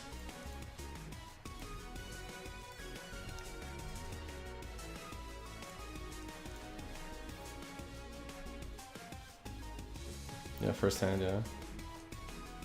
I'd be tempted to stay on D here, but that's me. Really? You're attacking? Okay, cool. Lava Spike. I'm gonna play Bloodstained Mire and attack here. Come on! Goblin Guide, what are you doing? What is this? Man, this Goblin Guide has been awful. It even gives them like the land that doesn't deal damage. Okay, what is this? Searing Blaze? I don't need to counter with my own now. There's just no impact. So yeah, we're gonna let our opponent's Goblin Guide attack first and see what the card is. Lightning Helix? Okay, Lightning Helix is like the one card I don't want to shuffle away. So but I would take 2 damage and then yeah. I think it's fine though. I really don't want to shuffle away Helix. So I'm gonna Lava Spike here. And then I'm going to sack the Bloodstained Mire to get a dual land. Yeah. So Spear, okay. I could have also, oh, yeah, this is brutal. Yeah, creatures dealing constant damage is bad. Like, this is why Searing Blaze and Blood are so good. Goblin Guide? Okay, we can shuffle that safely away. If you're on the draw, like, one of the best metrics you could do is board out a bunch of the creatures and just, like, yeah, load on helixes and stuff.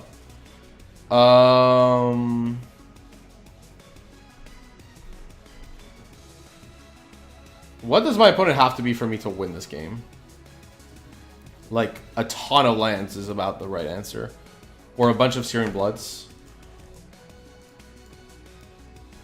I need to, like, Lightning Helix them and get lucky, I think. I do it on my own turn because my opponent has Skullcrack. Oh, man. This is bad. This is, like, 5 damage. Is this lethal? Yeah, probably. Okay. My opponent's hand was really good in both games, and mine was not very... Yeah, we want it. Like, Core Firewalker is a good reason to mulligan aggressively. Okay, we're gonna drop from League. Drop. And we are gonna make some changes to the burn deck. Okay, I'm getting tired of all these green-black decks. Shrine of Burning Rage is good. Right, and then... Shrine's good. We don't want Polymy for boarding in Shrine since usually the matchups are kind of the same. You can also cut... We could cut the Firewalkers, I guess. I could cut like a Path too at some point. I like Searing Blood though. Especially if we're boarding in Shrine. I like the next Searing Blood for some matchups. Do I have another one actually? I do not. Oh, we can add these sweet foil Searing Blades as well. We're at it. Cool. Okay. I need to get a Searing Blood. That won't take too long.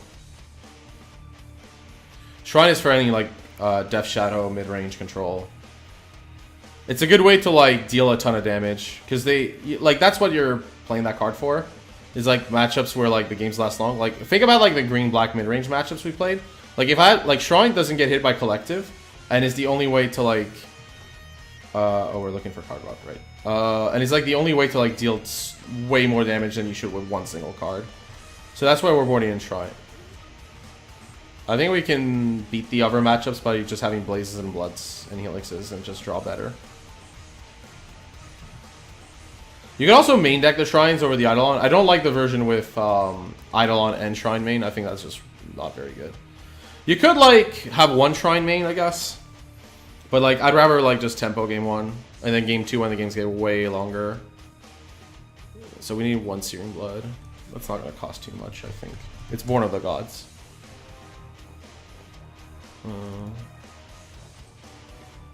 Wow, that is an expensive card.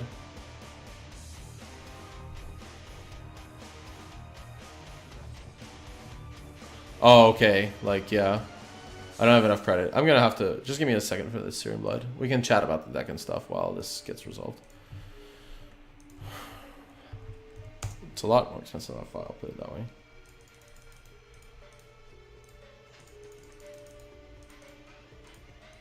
Right, Searing Blood, Rent. It's one card, it shouldn't take long. But yeah, let's go back to the deck. Yeah, like for me, like it felt like those creature matchups, like yeah, so we're gonna Searing Blood here. It felt like I wanted like the Rest in Peace was good, but like I wasn't dealing enough damage, so the Shrines are really good to combat that problem. Usually go Shrine. It also allows you to go actual creatureless. Because you can go like board in these, that's 11, and board out like almost every creature. So you can keep in like 1 or 2 creatures in the deck, and that's it. And because you're creatureless, you're like destroying your opponent's paths and stuff. If they actually like play any coursers and stuff, you can actually go full like creatureless. But I don't like uncastable cards in all situations. If I see Courser Crewfix, then I will, but like otherwise I won't. Then you like blank their paths, their brutalities become much worse. So you become like a red control deck basically, like red combo deck that controls, and you just play the Shrines and that's it, and they kind of get you the victory. Cool. Yeah, because I'm getting really tired of losing to black-green decks. I think the mirror was like whatever. Like my opponent drew way better than me in game 1 and then in game 2 as well. So like that's what it is. But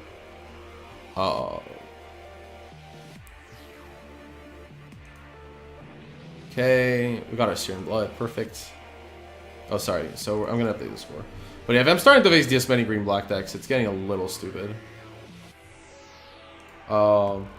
You could play like the Shrines over Eidolon. I don't like I don't like the versions with both because for tempo purposes.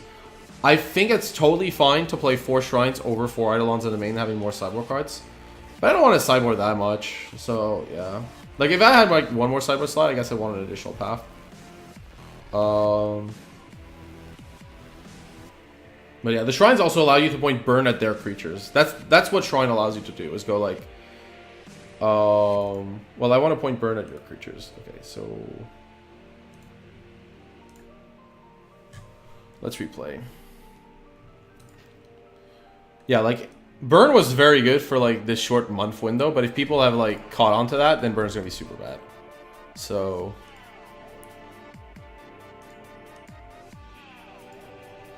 Like, if people are starting to, like, main deck coursers in their green-black decks, then, like, yeah, like, things are getting bad.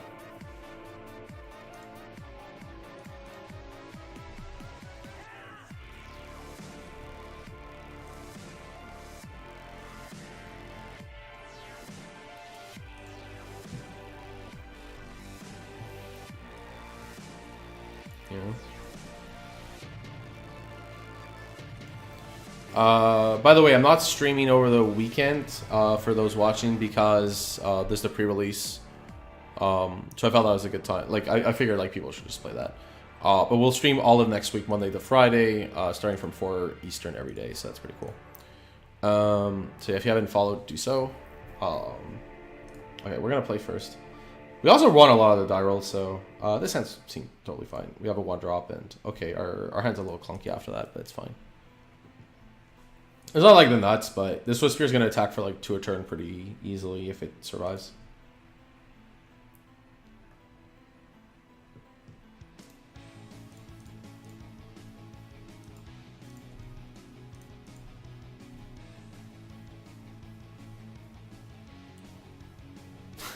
Nassif's like, I should play Tunley Reinforces main deck. This is getting ludicrous. Like, if people are like starting to evolve their list in this way. By the way, we're playing against a really cool deck. You might have missed out on it, because, yeah. I mean, there are some versions that... This is tokens. We have Skullcrack for Auriok Champion.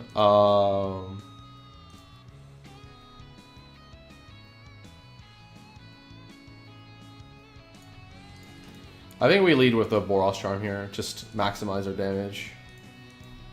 Like, Lightning Helix is okay. Like, it goes to creatures. If our goes for Champion, then Skullcrack is super good, because they can't block our Swift Spear. If they block it, that's really good for us. Mutavault? Okay. Thalia. Thankfully, we drew this land. Are we thankful enough to draw Searing Blaze? No, Lightning Bolt? Okay, well, that's okay. We can attack with Swift Spear here. It's pretty easy. Thalia's a little weird with Windburst Heights. Since normally, like, Windburst Heights goes in token decks, so playing it with Thalia is very strange, actually. We have 2 Skullcracks, so I'm going to use one of the Skullcracks here, rather than the Helix. Unlikely we need both. Block here would be kind of nice for us.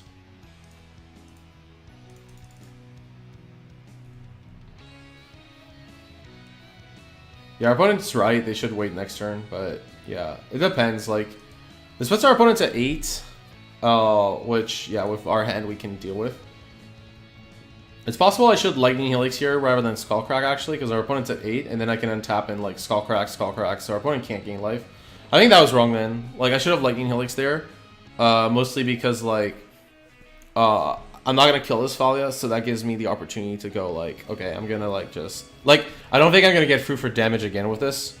And it was, like, under a multiple of 9. So I should have just played Lightning Helix there to, like, not... Like, if my opponent, like, gets recurrent life gain, then I'll need the second Skullcrack. I'm a bit surprised by Thalia still, though. Okay, so... I'm also surprised by this.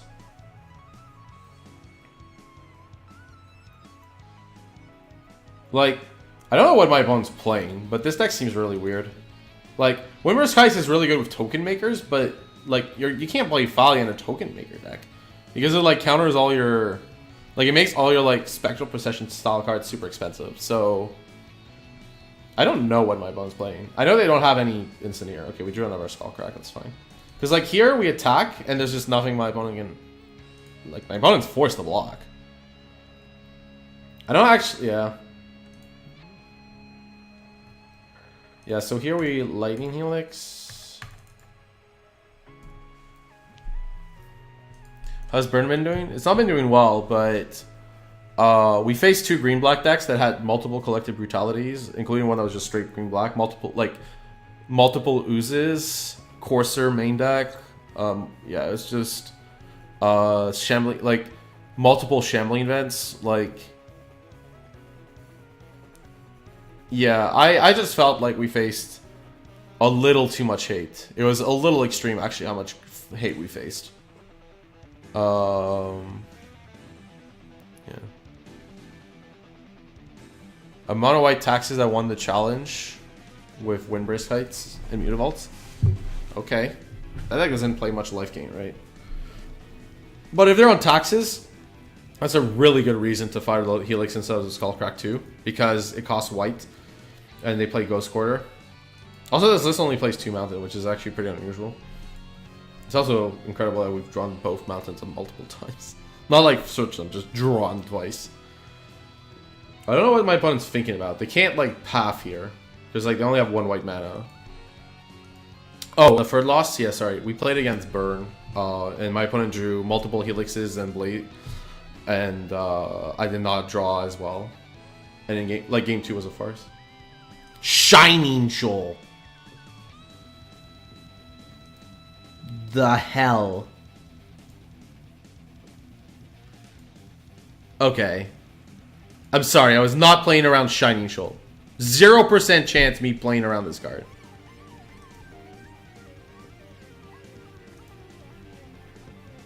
Like 0% for me to play around Shining Shoal. Okay, my opponent has Resto Angel. Sure. Like, you could tell me this card exists and I still wouldn't play around it. Like, unless I like saw it in the deck list or something. I still would attack and run into it. So this is Resto Angel. Clearly. Yeah. And now my opponent's gonna Windbrisk Heights. Something. But like, okay. If we draw a land, we have double bolt, we have a chance. Why wouldn't you attack with Mutavault here? Even if you have another Angel, this seems... Maybe the card's bad. Or not relevant. Like, come on. If Shiny Shoal is, like, being played, like, you can't... This is getting ridiculous, like... Shiny... Really? Like... What the hell is this deck? Wall of... I don't even understand what's going on anymore. I've lost faith in everything. I probably should have Skullcracked in case my opponent has Shiny Shoal. Since it's redirect, not prevent. Displacer. Okay, Displacer at least makes some sense. Right, so... Is this lethal next turn? 3, 4, 5, 6, 7, 8, 9, 10, 11, 12. Okay, well, it's a little short. So if we don't get there right away, we might get there later.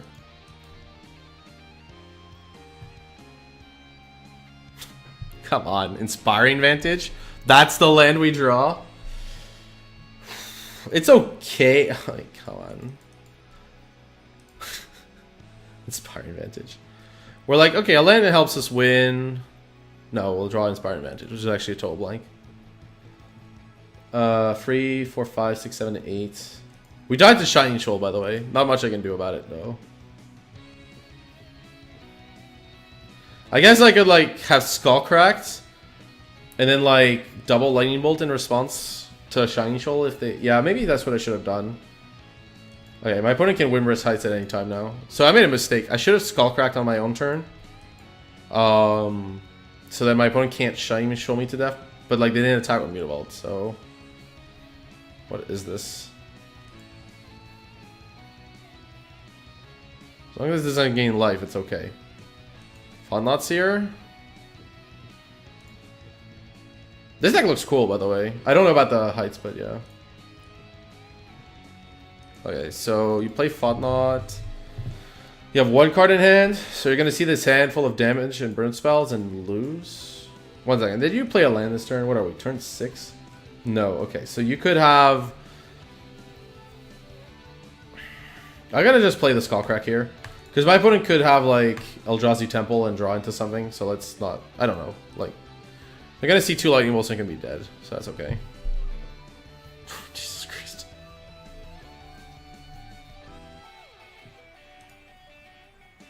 Shining... Like... Okay, Searing Bloods are coming in for sure. And my opponent played Thought-Knot Seer. Path has to come in. They have to be playing Vile, but they're only playing Vile, right? So Revelry's not very good. They must be playing Flickerwisp. Shrine can't be good against them. What are they? Okay, I'm gonna look this up because this is ridiculous. I got hit, but I think the Shining Shoal is like the point where I like lose it. So there's like one, the Modern Challenge, you say? Modern Mox? No. Oh, there's a Mox in Modern? Oh, I missed that.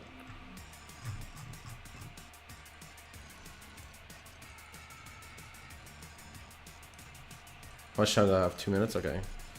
What was the Shining Shoal? Right. Shining Shoal is definitely a card that only belongs in one deck if it exists. Okay. And he's the guy who went 6-1 with. So he's playing 2 Shining Shoal. Okay, so it's not... Like, I still wouldn't play around it even if I knew about the card. He's only playing 2 Flickerwisp, though. What's the sideboard? Pivot Needle? That won't get boarded in, no chance. 4 Rest in Peace won't get boarded in. No, he's gonna go up to 4 Shining Shoal. Stony, Warping Well, Oblivion Ring. The funny thing is, Shrine is not that great, but it's pretty good if my opponent's like... Because like my opponent has tons of ways to deal with this, so I'm gonna board in the Shrines, because I think the Eidolons are super bad in this matchup. With the maybe not all the Shrines, maybe 3. Let's see, what do we board out? The Lavamancer seems great though. Shining Shoal is redirect, right? So Skullcrack doesn't work, I think. Yeah, it's redirect, so it can't, like, yeah, so because that's the case, I'm gonna just like remove all the Skullcracks.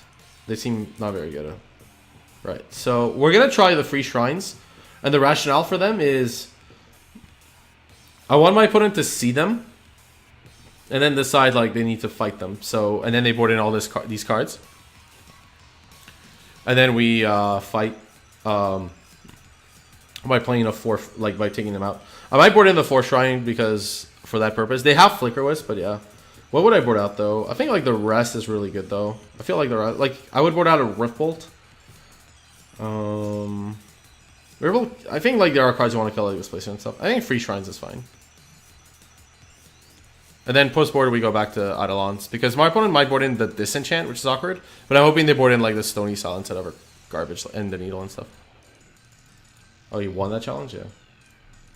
Well, it says like the MTGO Goldfish list is 6-1. It doesn't go beyond the top 8, I think. So we have like creatures. Creatures are not that great in this matchup, except for the 1-drops, because they're not likely to get through. But yeah. Right, so we're gonna play Goblin Guide first. It's just more damage.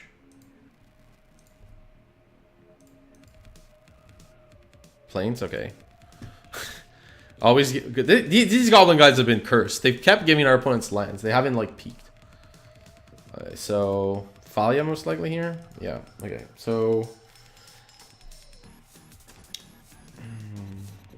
I might have to Lightning Bolt this Thalia. I think I will. Like this Thalia is pretty asymmetrical, and our opponent plays Ghost Quarter. I don't like taking too much damage. But yeah. So we're gonna just bolt this Thalia. I don't want to like path it now. There are creatures we might have to path later.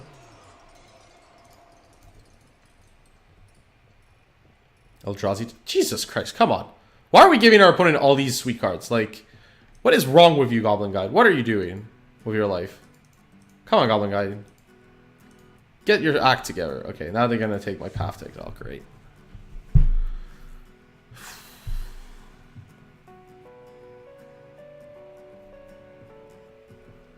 Oh, man. Goblin Guide has been horrifically bad for me. Goblin Guide clearly doesn't want my love. It's just like, I don't care about you. Or anything you represent. Yeah, you take the path here, of course. I'm probably gonna still Searing Blood because it draws a card and deals damage. So here, I'm gonna get the basic Mountain. I'm pretty sure my opponent's gonna draw a land off this guide again. So, yeah. Yeah, our opponent knows we have Searing Blood. That's okay. Linear. Oh, wow. The first non-land card. Searing Blood is really good against it, but yeah. So our opponent knows. I'm gonna just Lightning Helix my opponent then. Wait. Cancel that order. We're gonna Lightning Helix here.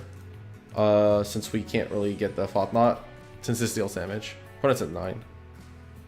Because our opponent plays Thought-Knot Seer and Resto Angel, I can't really like have Eidolons everywhere in this matchup.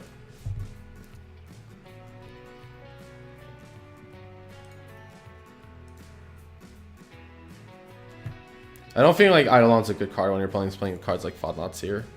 So I'm probably gonna stay on the Shrine plan. But yeah. Giving them that Eldrazi Temple. Jeez. Goblin Guide, what are you doing? Goblin Guide was like, here, have all... I think Goblin Guide revealed the Plains and the El Chimple. I can't remember if it revealed the Mutavault too, but... 2 Faudknots. Oh, this is vile. Take the Searing Blood since the creatures are no longer relevant. The thing is, at least the creatures like have dealt damage. This Goblin Guide, like it needed a bolt at some point, so it wasn't quite free. But the Goblin Guide has dealt damage, and the Swift Spear has dealt some damage, so they haven't been this bad. We're gonna just play the Swift Spear, and obviously pass. Yeah. Turn 3 Faudknot, turn 4 Faudknot, super hard to beat, especially especially when I'm giving them their mana base for free with Goblin Guide. Jeez.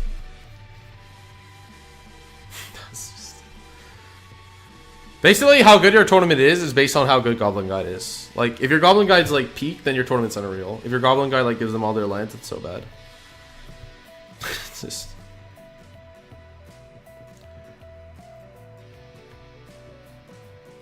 I think bolting the Thalia was correct. Because it dealt like it at least like dealt 2 damage, so like it was costing me 1 damage to their face to get rid of a Thalia, which seems totally reasonable.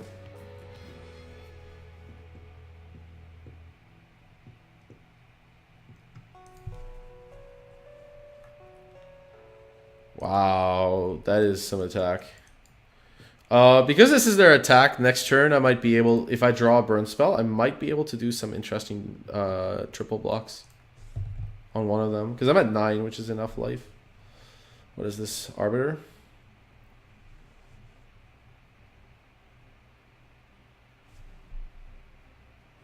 Yeah, Arbiter.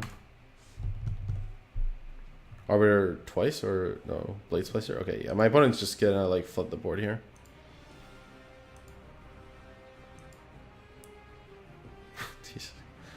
I only, to be fair, I have boarded out all the Eidolons, so yeah. I want to see what my opponent boarded in, so I gotta play this guide and pass.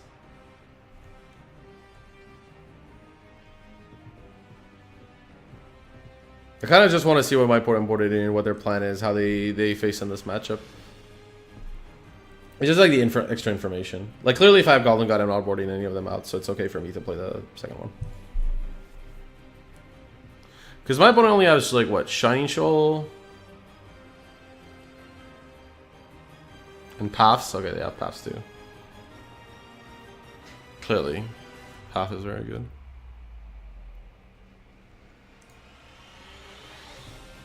My opponent might be boarding out Flicker Wisps. Because they don't really do that much. Like, Flicker Wisp doesn't... It's a free 1, so it's not a very good blocker. And there's not... It's hard to get the value since I'm gonna like Blood in Blaze. The Shrines might actually be good post board.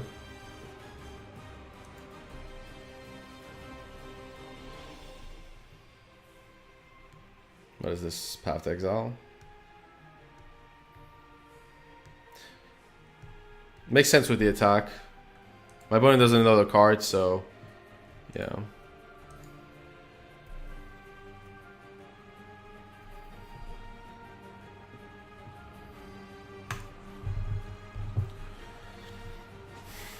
I don't think Eidolon is good though. Yeah, Eidolon's no good. I'm gonna like stick with the Shrine plan.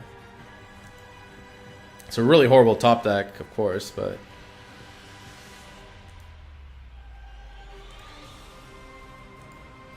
attack with some of the things.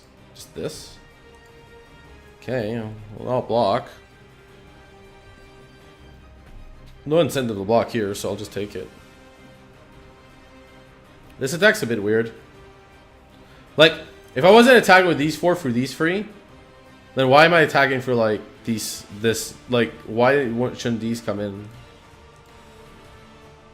Sure, Arbiter. Arbiter number 2. Oh, it's the second Arbiter, so this is like strip mine. Okay. I maybe should have played the Foothills earlier, but I really wanted that land trigger for Searing Blaze. And we only have like access to 2 lands anyways. Why would you not attack with Faudknots here? I guess it gives me cards. But like, you can strip my mana, so it's not that big a problem. It's hard for me to rebuild. I don't know. You have 2 Arbiters. This, you should have Ghost Ported right away. Okay, Boros-Drum. Boros-Drum is interesting because it makes our opponents indestructible. So I'm kind of tempted to just pass here. And see if we can, we can get our opponent with an indestructible Boros Charm. Why aren't they Ghost Quartering us? Why do they need this land for? They can just animate both Mutavaults and... Like, this just seems great. Like, I'm down to free lands. Prevent shenanigans. I'm a bit confused by my opponent's line here. Chef Ithians? Okay. Now my opponent's gonna attack with everything, thinking that my creatures die? Or is this like just straight up lethal?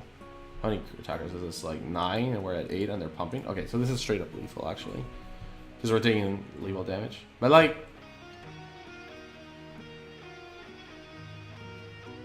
Technically this line loses to like Bolt Boros Charm in hand plus like something lucky in hand. Like from the top, but I think it's pretty safe here to go for it, I agree. Yeah, this is... Mutavault's a golem, by the way, so it has first strike. Alright. What is this? Alright, so is this is probably lethal, right?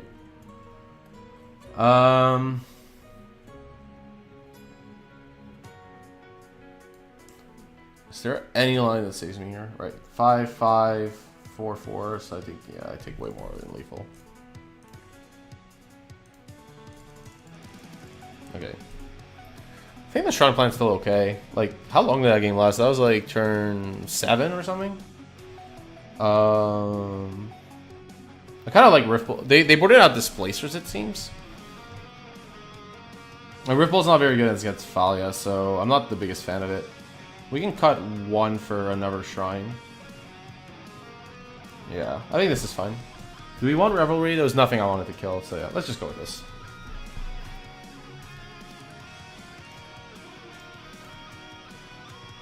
This has 4 lands, so it's not a keepable hand, really. 4 lands with Goblin Guide is not going to get us there. Like, it's like, I think it was like Goblin Guide, Shrine, and Burn I would have kept, because then, like, you can get there, but with this, you can't really. I want to mulligan this hand and get to something. It's just the same hand, you just remove the best card. What the hell? The hell, Moto? Okay, well, we're keeping this, clearly. Man, Moto was so harsh. We can bottom the Sacred Foundry. The hell, Moto. Why do you like... If you like gave me that hand but like removed the land, it would still have been better because I could have... They put a card on top of their library. It's a land for sure. Guaranteed. If it's not a land, it's worse. Yeah, okay, Path to Exile. Kind of committed. Oh, Swiftspear's great though. Yeah, let's get a Sacred Foundry. Since my opponent has Path and Ghost Quarter. Right. Let's play Swiftspear and Spike. Traverse Shadow. It's okay. No. Right, so our opponent's gonna like Path one of these creatures. I mean, yeah. But yeah, the mulligan. Like even if my hand at 7 was like those exact free spells, free lands, and a scry would have been better than the 4 lands. Because we could have like had a good card. But yeah, I don't think I can keep...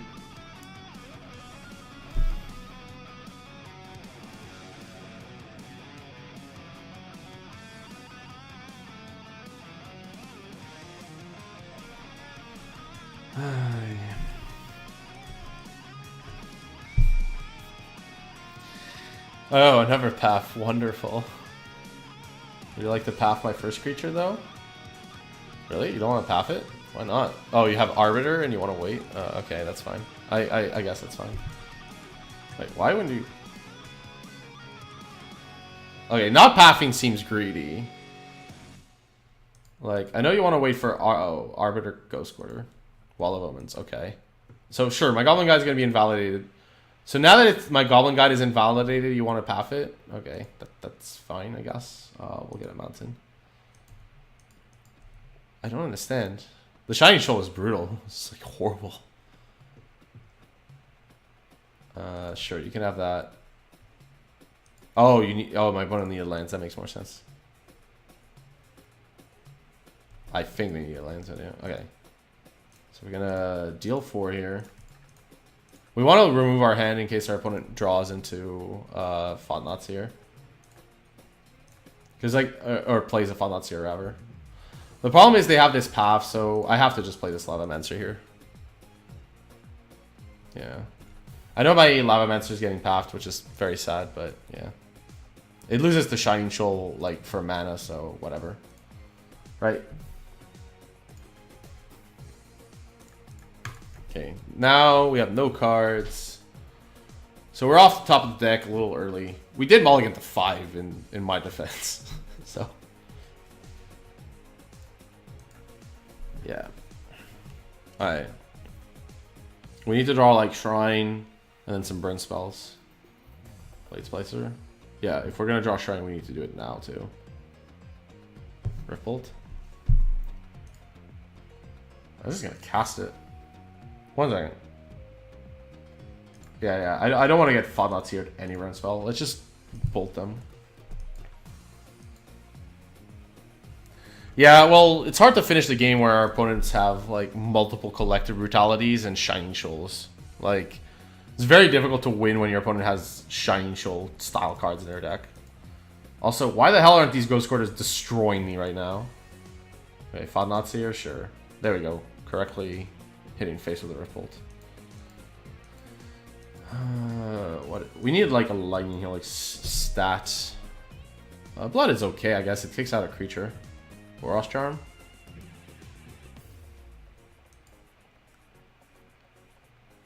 I don't want to wait until my opponent like lands a I don't know what, a Shining Shoal or something, so like just Boros Charm now.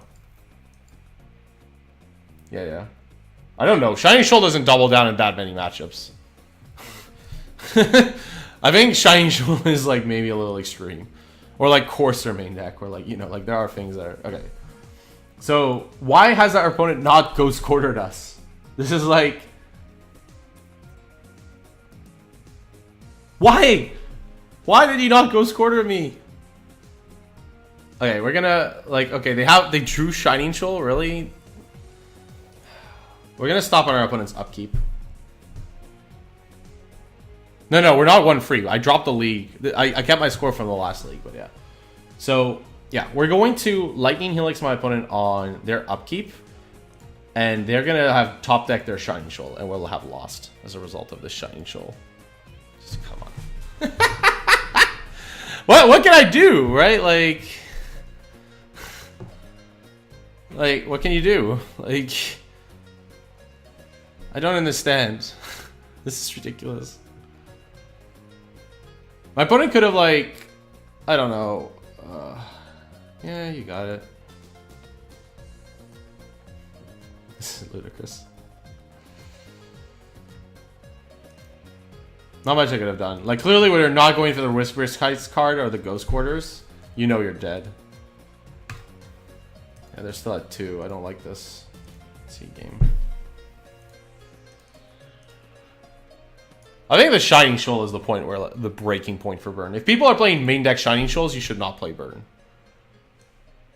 Like, this is starting to get, like, a ludicrous...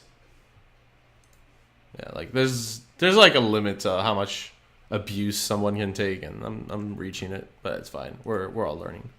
It's all good.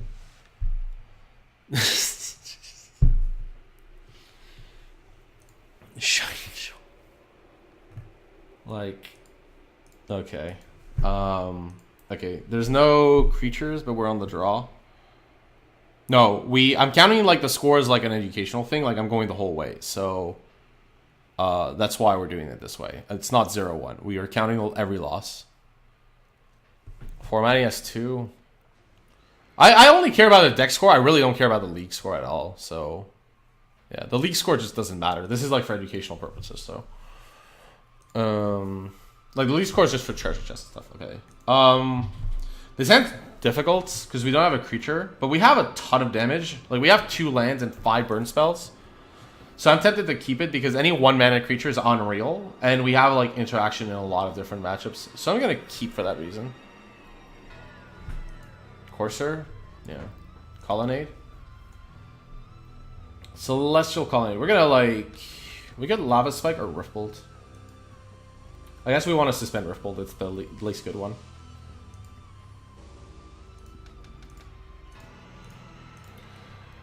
If my opponent goes like tap red land, this is gonna be horrible. Beatable, but horrible. Oh, come on, no. Blue-white doesn't... Yeah. Shining Shoal is a little ludicrous.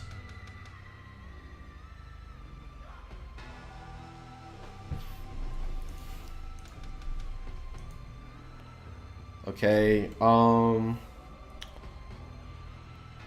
they are more on the burn plant, so taking 2 damage here is definitely not free. But like the Mire with Searing Blaze is better at instant speed, so I'm gonna just pay the life here. This is clearly Jeskai. Like 100% Jeskai. Hopped. Let me think here. I'm gonna wait until the Scalding Tarn taps, and then we're probably gonna Boros Charm. Yeah, okay, we're gonna wait till this up resolves and our opponent fetches a land, and then we're gonna Boros Charm our opponent. They could like clearly main phase a Lightning Helix, but okay. They're not sacrificing this Tarn now.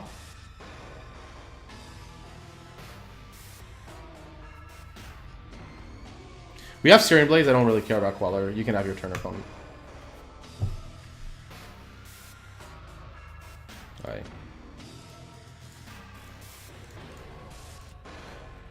Jeskai's not necessarily a horrible pairing. It really just depends on if they have Lightning Helix or not. If they don't have Lightning Helix, the pairing's totally fine. Let's check what they did with the op. They bottomed the card. Like, it's very dependent on Lightning Helix. If they don't have Lightning Helix, it's pretty okay. Spell Center destroys us. Yeah, is this Geist? Yep, Geist is Saint Draft. Okay. So here... So, are we going to be able to value the Searing Blaze? That's a good question. I'm just going to get a Mountain here. And we're going to suspend Riftbolt and pass the turn. Actually, I want a Lightning Helix here while my opponent's tapped out so I can gain the life for sure. Since it gains me... Actually, it doesn't gain me a turn, does it? I'm at 14. It might gain me life, but yeah. I think we can pass here. I could have like Lightning Helix on my own turn, but this deals 18, so on its own. I guess my opponent can't Cryptic then, but they can like Cryptic later, so. Actually, the right line there, I forgot that the Angel token comes, was to fetch on my opponent's turn and Searing Blaze the Angel. So we're going to try Lightning Helix here, and it's going to fail horribly somehow.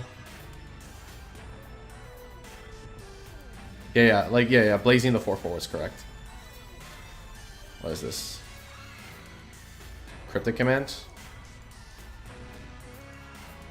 Logic not for 1. Okay, well, we're never, like, we're always gonna have to fight for that card.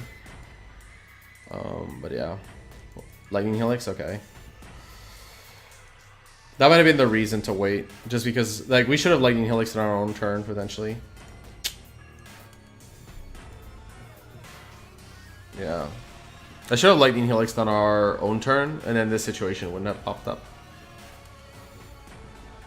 They probably would have Lightning Helix on their turn. Yeah, this guy gets there, right? Yeah, they don't. The problem is they only really need one Lightning Helix to get there. Shrines seem good though in this matchup. Riftbolts seem bad. Rest in Peace is only good in Snap. It's good against Search too, but yeah. Yeah. So on the play, I don't like the Blaze as much. They like kill a they kill Queller, but that's basically it, right? Skullcraft.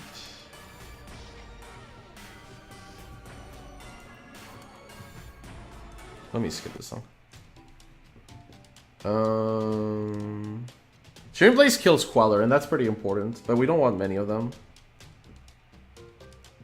I just board out Riftbolts for Shrines. I think Riftbolts are a little... I think I'm going to go 2 Riftbolt, 2 Blaze. We still want access to Blaze to kill a Queller. Riftbolt's good with Shrine too. Maybe this is okay. 1. Just keep 1 for Spice. Okay. Lavamancer is okay. I think I'll keep 1 more Blaze on the draw. Oh my god. Okay, well, this is better. Not better, but... Well, it's better, but not good. The good news is we can decide, like, what to fetch. Yeah, killing Queller is unreal. With Blades, for sure. Caster is, like, fine. Like, it's more like sometimes you just don't have a target, but, like, they have to kill you somehow, so... Swiftspear, Eidolon.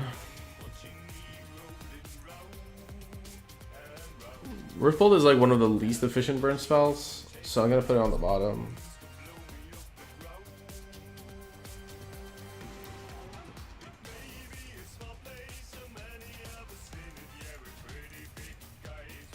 I'm gonna skip the song. I don't like vocals on stream. Yeah, that match, the Jeskai matchup is very dependent on Lightning Helix though. If they don't have it, or like they get too much damage from creatures and you have the right Skullcrack, it's okay. But it's very dependent on Lightning Helix. Like having played from the Jeskai side. Depends if they have timely reinforcement too. Searing Blaze is probably fine, but yeah, because we're trying to like go for the Shrine of Burning Rage plan. I think post board I'm gonna like board in more Blazes for the Eidolons. I don't think Eidolon's very good on the draw. Come on. Basic Mountain? Drawn? Oh my god. Not even fetch, just natural draws. Wow.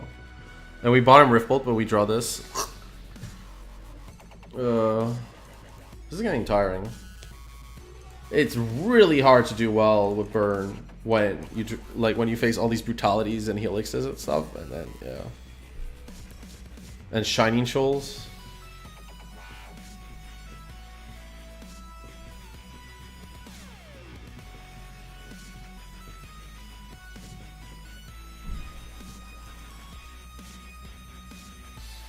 Keep any free damage.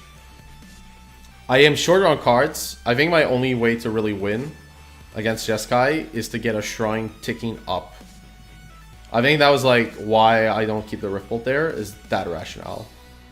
Is I want to get the Shrine, and I need the Shrine to keep ticking up. That's why I don't want to keep like Riftbolt on top. It's also the least efficient free damage. Like out of every spell in my deck, it is the... I think it was like, one second, how many Riftbolts did we keep in? 2? Yeah. For sure the Shrines were, like, yeah, the plan of going with Shrine is correct. But man, Swiftspear Lightning Bolt.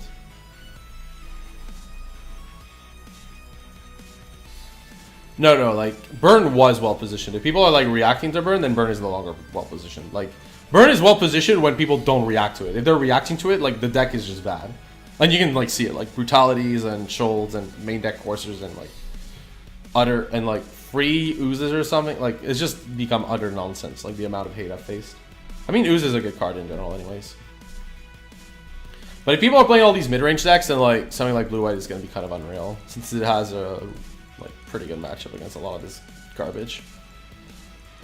Like they play a bunch of creatures and you go Supreme Verdict, and you like just do not care anymore about what they do. Yeah, like you're playing Blue-White Control and they play Shining Shoal. It's a joke. Like, why's my opponent tanking it out? Like, they need to get rid of this Eidolon at some point. So, if they have no answer to this Eidolon, then it was like, yeah. Wow, Eidolon's gonna deal some damage. That's amazing. Okay, I'm gonna play Scalding Tarn and just attack for 2. There's no need to suspend Riftbolt or anything here. Like, we want to like wait till we get a Shrine and then we want to offload. I think like if his hand was Mountain Lightning Bolt, that would be a pretty aggressive keep. The biggest drawback is we have no way to kill in a flashing Queller, so...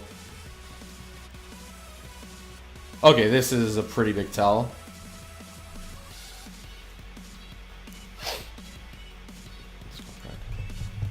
I'm not planning to run into Spell Queller, so we're gonna play Bloodstained Mire here and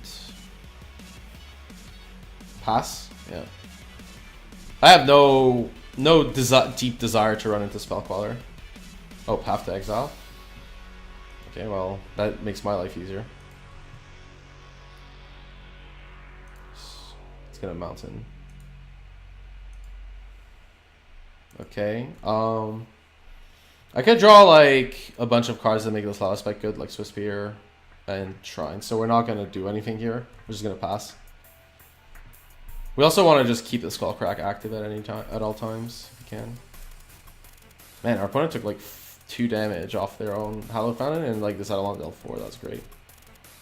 Shrine, okay. Now they could have Queller. Oh, this is a good turn to go for it because we have Rift Bolt. It is a lot of damage if they have the Queller here. But this is too good to... Like, this resolving is going to be really strong. And our opponent can only Logic Knot for X equals free. So, negate is brutal.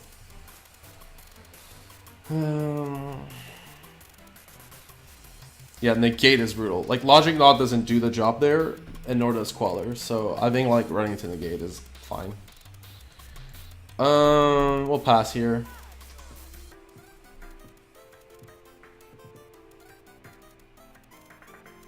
That would be weird untapped. Geist, okay. Let me think here. I'm at 13. This is 2 hits because I have yeah.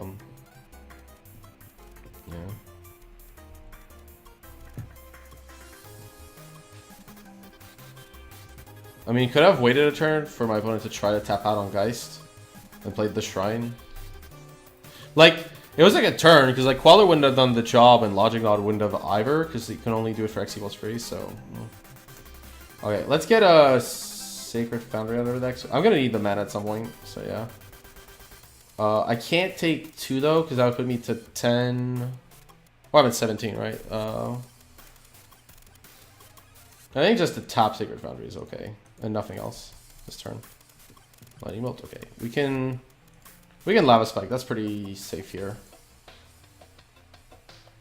Yeah. Rift Bolt, suspend. Return.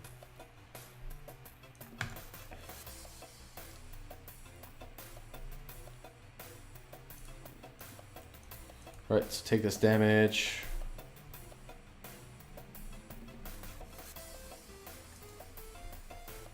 We just want to make sure we answer a Lightning Helix if we can, but we're taking a lot of pressure. Our opponent is like basically ahead in that sense. How many blazes do we have? 1? Okay. I know like I'm not cracking this Tarn for that reason, but yeah. Also like Tarn is 1 damage, which for Snap is bad. Okay, Snapcaster Mage. Negate. What is next? If my opponent can activate this Colonnade, it's actually pretty bad. Okay, so they negate Rift Bolt. Sure. Skullcrack. Okay, we might have a shot. But I can't really use this turn. I might be able to, anyways. But like, it'll be a tap land because I don't have any mountains left. So I can't really beat much right now. So let's see.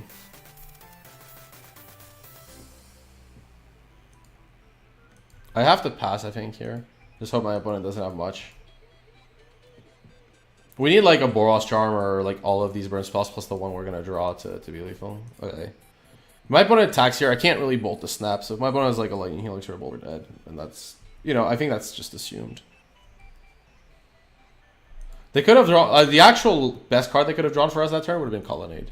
Since it was a land but tapped, okay. Well, let's attempt this Skullcrack since not much that, yeah.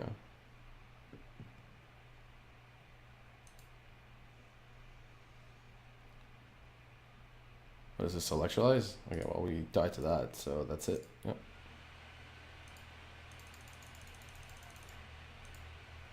One five. This is getting kind of disgusting. I was like trying to calculate my win rate during the series, like the month of Modern. It's actually been pretty okay. And like right now it's just massively plummeted. Just because of this burn that like these matchups. What is this? I'm gonna skip.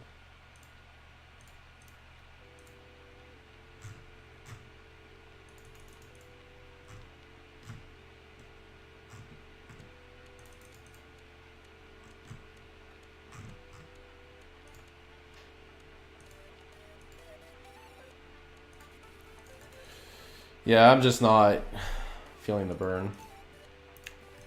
Maybe I'm playing it wrong. Like, maybe I'm misplaying the deck. Okay. This only has one land, but it's a really powerful one-lander. Because of Goblin Guide. I think Goblin Guide one land is really hard to mulligan, and we have one bolt.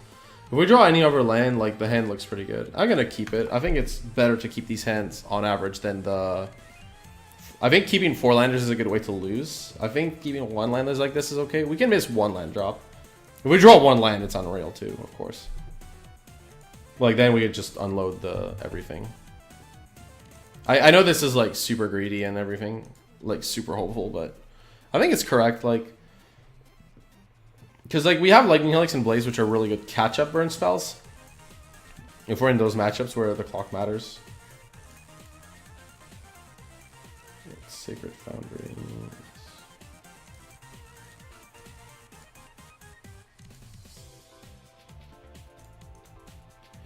What land are we going to reveal this time? Oh, Lotus Bloom. Okay. Well, I'll keep it here because it's clearly going to be exiled in a bit. I'll just change the... We're against Ad Nauseam. Well, the Searing Blaze is dead. But this guide is insane. Like, Goblin Guide in this matchup is like the most critical. Every creature is critical. Like... This is like the one matchup where like every creature is like insane. Like the more creatures you have, the better. Although we're gonna probably top deck Eidolon when we need a land, so that's fair. Our opponent's gonna scry 1. If it's a land, I would keep on top like 100%. So it's if they're tanking, is that it's not a land. Like 100%, I would keep on top if it's a land, even though I'm flooded, because there's no way I'm not attacking with this Goblin Guide. Makes no sense not to. I also like that, like, for some reason, Moto's Bug and this Lightning Bolt is gold. I guess he bottomed it. We drew Skullcrack, which is not very good. Like, it's another 2 damage burn spell. Okay. They drew Gemstone Mine. That's pretty powerful. I can bolt later. There's no need to bolt now. No real rational reason, yeah. Rational reason. Yeah. Drawing the Skullcrack was pretty bad. Okay, so they go for Pendant Prism, which is bad for us too. Post-Brother Revelries make this matchup really good. I think this matchup is actually pretty decent. Just not when we're drawing... Yeah, like Ripple would have been fine last turn. Skullcrack was really bad. Like, obviously any 2 mana burn spell is bad. Any 2 mana spell is bad. Like 1 mana, like, at least is a burn spell. So that's why 1-landers are okay. Is like... Because, like, you draw, like, any... Like, unless you draw, like, another 2, like, any land is great, and, like, a 1 is okay, because you get to play it. So, City of Rest. Goblin Guide. It's not been very kind to me. It's been very kind to my... Generous to my opponents. Oh, my opponent went for basic planes? Okay. Unlife? Yeah, Unlife is pretty brutal against us. It's basically gain 10. Like, it's brutal on multiple levels. It's like at least gain 10. Oh man, Searing Blaze is like the nut load to draw here. Yeah, so we got unlucky. We didn't draw a land, and we draw like multiple 2s. Another Unlife? Okay, well at least that's bad. Yeah. Like, if we had drawn a land... Like, this is what I mean. If we draw a land, like, all the burn spells get unlocked. And if we draw a 1 damage burn spell, it's good. Or a creature. So, yeah, we don't have that many 2s. How many do we have? Like... We have 16 2s? Yeah, 16. And we already had 4 in hand, so that's 12. So yeah, so we have to not draw 1 of 12 cards.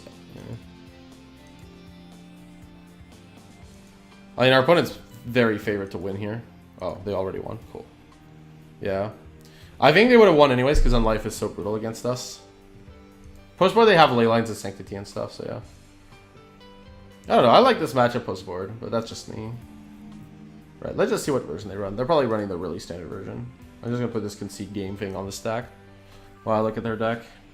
Lab Maniac? Okay, well, they're not going for that.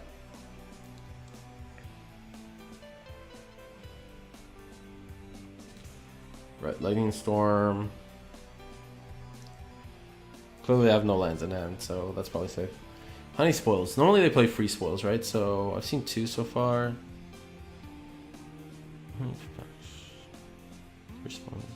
Yeah, so they're playing the like standard version. Nothing special here. Their main deck is like nothing special. Okay, so Eidolon's great because it like triggers for the Angel's Grace, which is nuts. So Searing Blazes are bad. Skullcracks aren't that great. Because it sets the life total to 1. Let me double check. Angel's Grace and Skullcrack.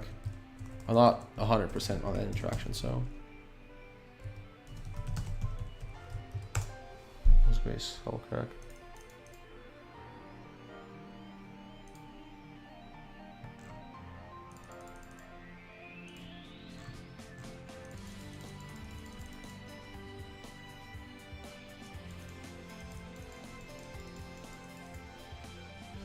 I think Skullcrack doesn't work. That's what my gut tells me. But it's still damage. So the only reason would be to like play some shrines over Skullcracks. Shrine is a lot of damage. Shrine is a good way to fight on life, but I don't want too many. I think I'll cut 2 Skullcracks for 2 shrines. Since it doesn't only come down to top deck run spell. Like your creatures are basically indestructible in this matchup, so yeah. Yeah, because its damage can't be prevented. I think Angel's Grace like does something else. Let me read the card. Angel's Grace.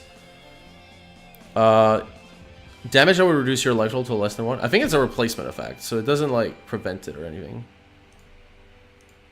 I could check like Gabber. I could check like Angel's Grace rulings or something. I'm pretty sure it doesn't work. Right, so.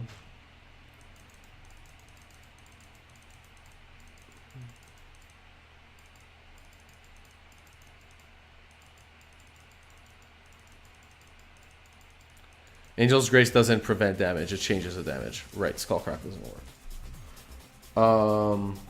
Rest in Peace is bad. I don't think you want shrines, like too many shrines. Yeah, this seems fine. Let's go with this.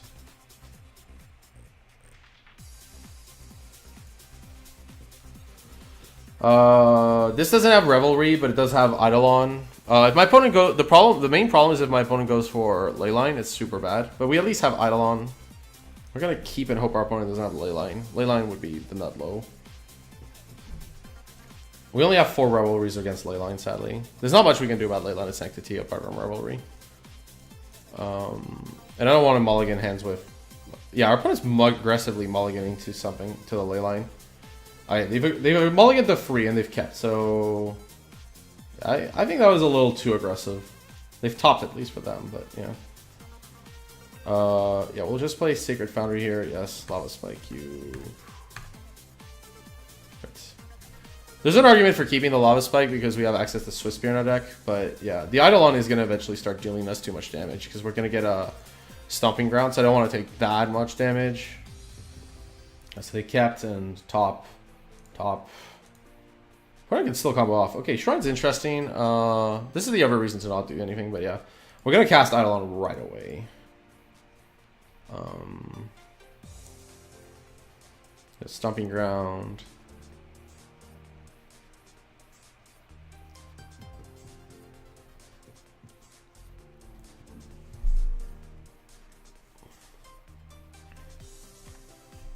Come on, let me get my Stomping Ground. You don't need to respond to this.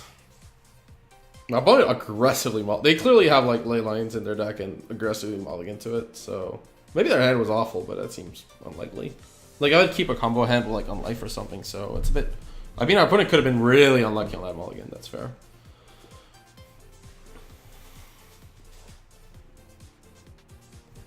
Yeah, this is taking a while. Let me... Okay, the stream hasn't dropped, so just our...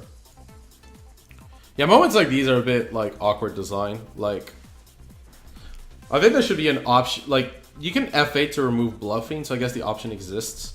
But the problem isn't like that the option exists. It's like this is more like your opponent because you're gonna like notice at some point you don't care. But for your opponent, this is a really frustrating moment. So yes, and we're gonna play this Eidolon of the Great Revel. Very symmetrical card. We both take damage. I'm sure that's fair. Top, top bottom. Okay. Lotus Bloom. Okay, that makes sense. So, okay, so here we can go... Well, it's better to go Monastery Shrine, since it deals the damage right away.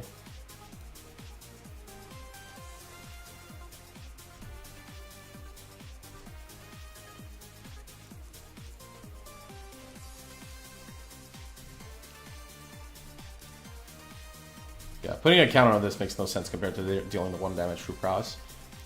The only thing we need to be wary of is not to die to like our opponent's Lightning Storm by some insane Yeah, okay, so Unlife comes, which is obviously awkward. We can play a second Eidolon, but that's going to lock us out of spells. So I would Skullcrack, Lava Spike, and then Eidolon. So we're going to Skullcrack this turn. Let me think about this actually, because our opponent's at 9. The problem is like Unlife, like the damage comes in at once. So if I Skullcrack and Lava Spike, then the Unlife starts like we want to deal exactly 9 if we can. And like playing both spells does that anyways.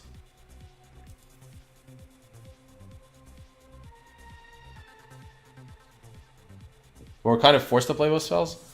I could also go Lava Spike plus Eidolon, but then my opponent doesn't play a spell for a turn. That puts us to 8, 6, and then 2. Oh, that's not very good. Okay. We just have to like think how this is gonna sequence later, because the Shrine is gonna be really good here to like deal more damage later. Let's see. Our opponent can't cast spells next turn. That would work where they're Unlife. I think I'm like forced to like spike and crack here, which is awful. I could also like, yeah, because they have 1 card. They're most likely not going to draw a spell. And then that prevents the most damage. But then this Bloom triggers. So what would Shrine be? Oh, yeah.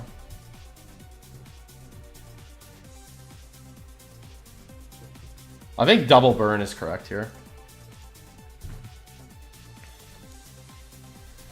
Sadly for us, there's not really a way to do better here. Because like I can put my opponent to 2, but it doesn't really. Yeah, this Skullcrack is basically just 1 damage. That's the problem with this Unlife is it basically does it the best way for them possible. But at least this way the Eidolon deals them damage. Right, so they go to the -2, and then like Unlife starts.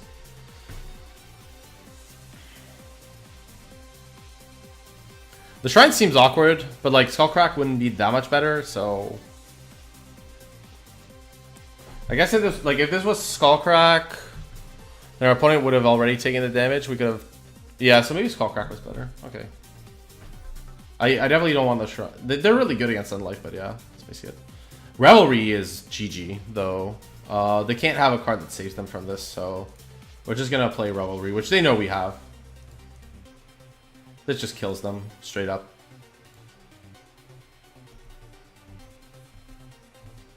Right, there we go. Yeah, Revelry was just good. But yeah, Shrine on the draw is not going to be very good either. We only boarded in 2. Skullcrack just does nothing. That's the problem. I mean, it does free damage. I guess, like, a bad burn spell. Shrine, like, fights for an Unlife when their draw isn't too good. And it helps you, like, kill them through a leyline and stuff.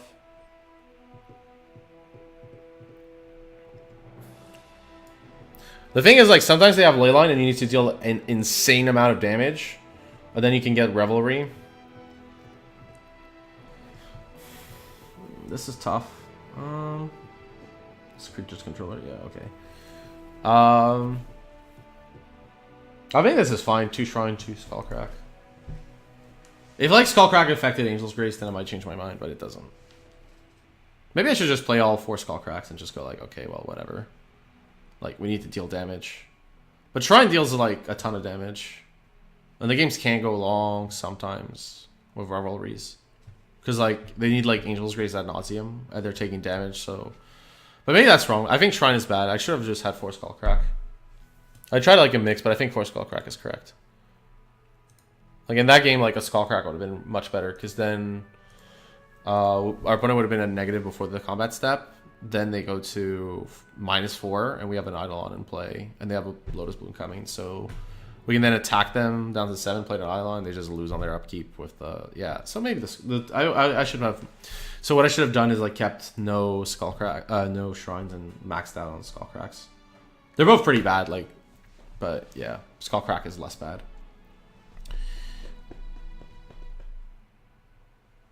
The hands we want are creature-based because of Leyline or Destructive Revelry. Without, like, a really key creature, like, I think like one creature, a bunch of burnt spells that aren't Revelry is really awkward to keep, especially on the draw. Yeah. Let's wait here. Hope to see you in the booth more. You killed on commentary. Massive thanks for the kind words on that one. That's cool. Yeah, I have Grand Prix Toronto is like when I'm next in the booth, so that's kind of cool. So local GP, well, kind of. It's like Canadian, but yeah. So that's gonna be super cool. Commentating on Modern in Canada is gonna be like awesome. I really wanted to play it, but I felt like if I was gonna like commentate one GP, that would be the one. Okay, this hand is really awkward if my opponent has like they mulligan and they're aggressively mulliganing to Leyline. If they have Leyline, this hand is horrific. Like, and they're aggressively going to it. If they don't have Leyline, this is like an Odo win. But there's a lot more hands that can win from us, so I'm gonna mulligan this because Revelry is so powerful, and we don't have the second land. This is obviously horrible. They kept. Okay, mulligan. Keep, but not happy. I need creatures. Bolt is not going to get the job done. We need recurring damage. Yeah, they have Leyline. So yeah, our first hand would have been horrible apart from the Goblin Guide. I think we were right to mulligan the first hand. If it had Revelry, I would have kept even on one land. Yeah. Unfortunately, the Leyline kind of kills things. Like, the way my opponent played, I was like, they're aggressively mulliganing to Leyline. So I kind of have to respect that. And like, my hand had no answer to it. It was super cold to it, in fact. So, yeah. It was like, it only had Goblin Guide, and Goblin Guide wasn't going to like get there in like 10 turns plus whatever they did. I think mulliganing to 6 to try to find creatures was fine. I think at 5, I'm kind of forced to keep the hands. I could have like mulliganed the 4, I guess, since this hand isn't very good. Maybe I should mulligan to 4.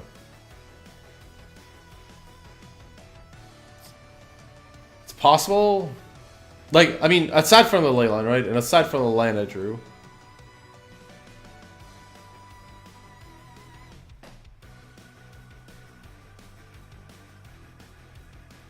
Yeah, I should have mulliganed to 4. This hand only deals 7 damage. I need to draw like super well to get there. It does have like lands, but... yeah. We have Revelry, which is pretty nice though, so we can destroy this Leyline of Sanctity, or I might destroy, because we're so far behind, I might focus on destroying Unlife rather than this. So here I'm going to just play Bloodstained Mire and pass. And my plan is going to be to try to catch my opponent off guard. They also have multiple City of Rests. Because like, we're not constrained on mana. We have like tons of mana.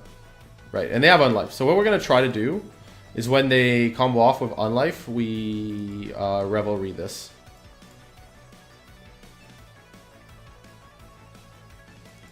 Thanks for the kind words on the decks, yeah. Yeah, I thought this was a good experiment no matter what. Okay, we have Swiftspear, which is very good. I want a Swiftspear. I don't want a Revelry to keep the surprise, because I think we're so far behind. And I want to make sure that my opponent thinks this Leyline or this Unlife is good enough, and we can catch them off guard. I don't think... They usually have to board out a Pact or 2 in these matchups. So having like Ad Nauseam plus Pact is a lot harder post board. So we're going to play Tarn and attack with Swiftspear here. This might be a tell, like that the green line is untapped, but it doesn't matter. Like, even if I didn't have it, like this would be a clear bluff play. This does deal less damage overall, but yeah. If my opponent plays a second Unlife, then I am forced to kill this Leyline instead. We might as well like start getting lands out of our deck. We don't have any landfall stuff, so...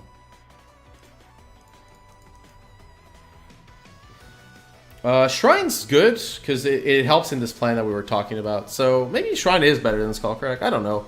There's like different games, right? Like, I think Shrine is better in the games you're losing. Like, Skullcrack would have been more efficient last game, but we were winning. So yeah. Maybe Shrine is good because it's better in the games you're losing. Okay, so we're going to play Shrine.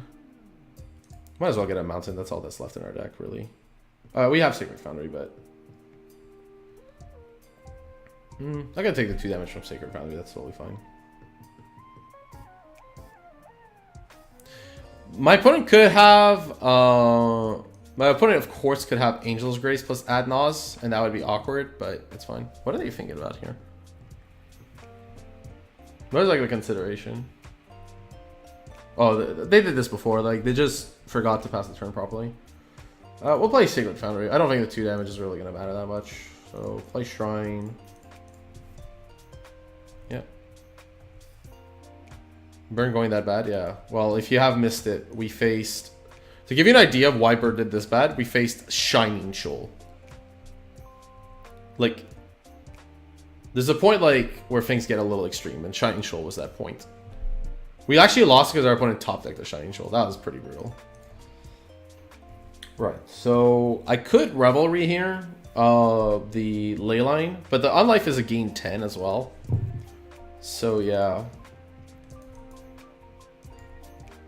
My opponent didn't draw a land. Rippled? Okay. Pretty sure suspending Rippled would be a tell. Okay.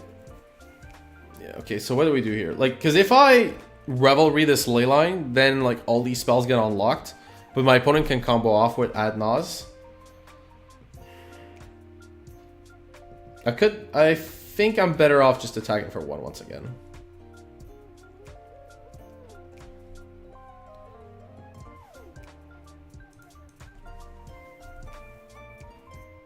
Like, I could suspend the Rift Bolts. That's like the other line. Like, if I suspend Rift Bolts, then I am committed to Revelrying the Leyline.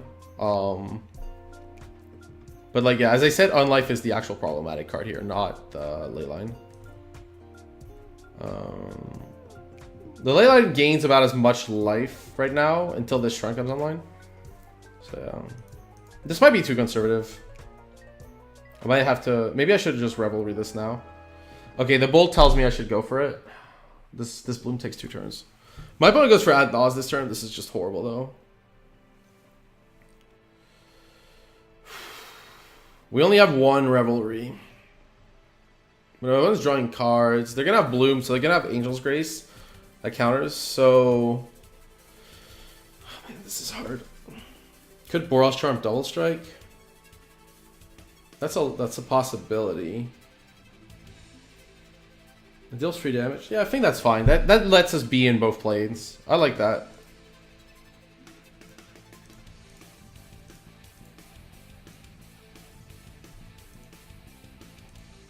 Yeah.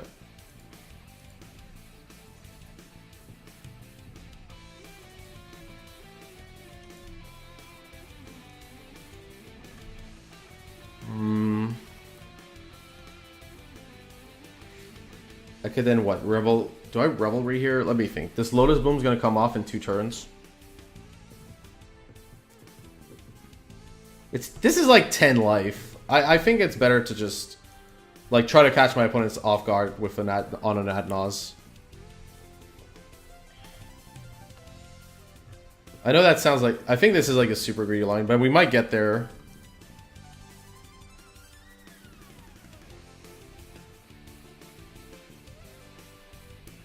It's possible this was all wrong, but like if I look at the damage in my hand, it's like 9, and this is like plus 10 life at least.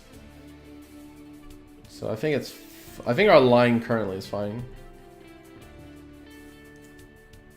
Foothills, okay. Well, Foothills isn't very good.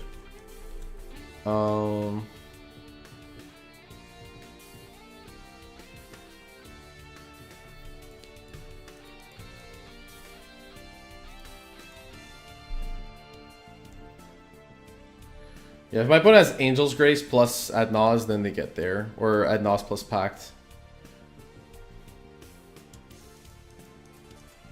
Like, the other line, if I had, like, Revelry this, they'd be at 7.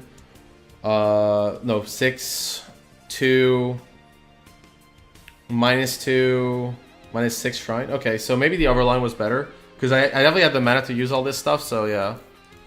So, yeah, that's probably better. Okay, so they Ad Nauseam. We're gonna let the City of Brass damage resolve, and then we're gonna respond, of course, because otherwise we lose.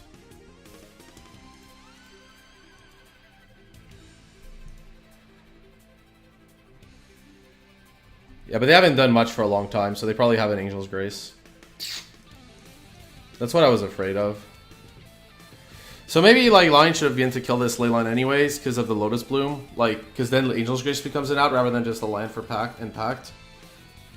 Like, if I had killed the Leyline, then I'd been able... The Shrine was the right call, by the way. So, like, yeah. The right call would have been to Destructive Revelry the Leyline and go for it. But my opponent was, like, had to also not draw a untapped land or a Simian Spirit Guide, which is unlikely. But I guess with a Bloom... I think with a Bloom at 2... once the Bloom comes, I maybe have to do it because of the way, like, my hand's structured and stuff, yeah. Yeah, so can't lose the game. Fortunately for us, they have Hexproof too. Yep. I don't know. I want to see what my opponent's sideboarded, but yeah. If anything. Hacks, Ley Lines, yeah.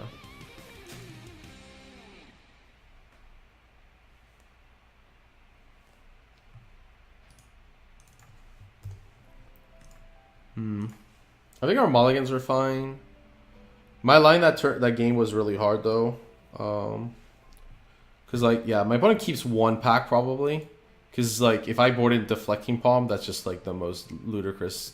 That's why I didn't board. I had Palm last time, but like if I had boarded in Palm, like yeah, you have to keep a pack for the Palm. So they only have one pack.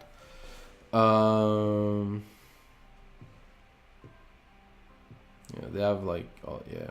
So yeah, they don't board in much. They boarded in the ley lines mostly, and they boarded out the packs as I fought. So yeah, maybe my line should have been to kill this ley line, except that on life was gonna like potentially be just game over.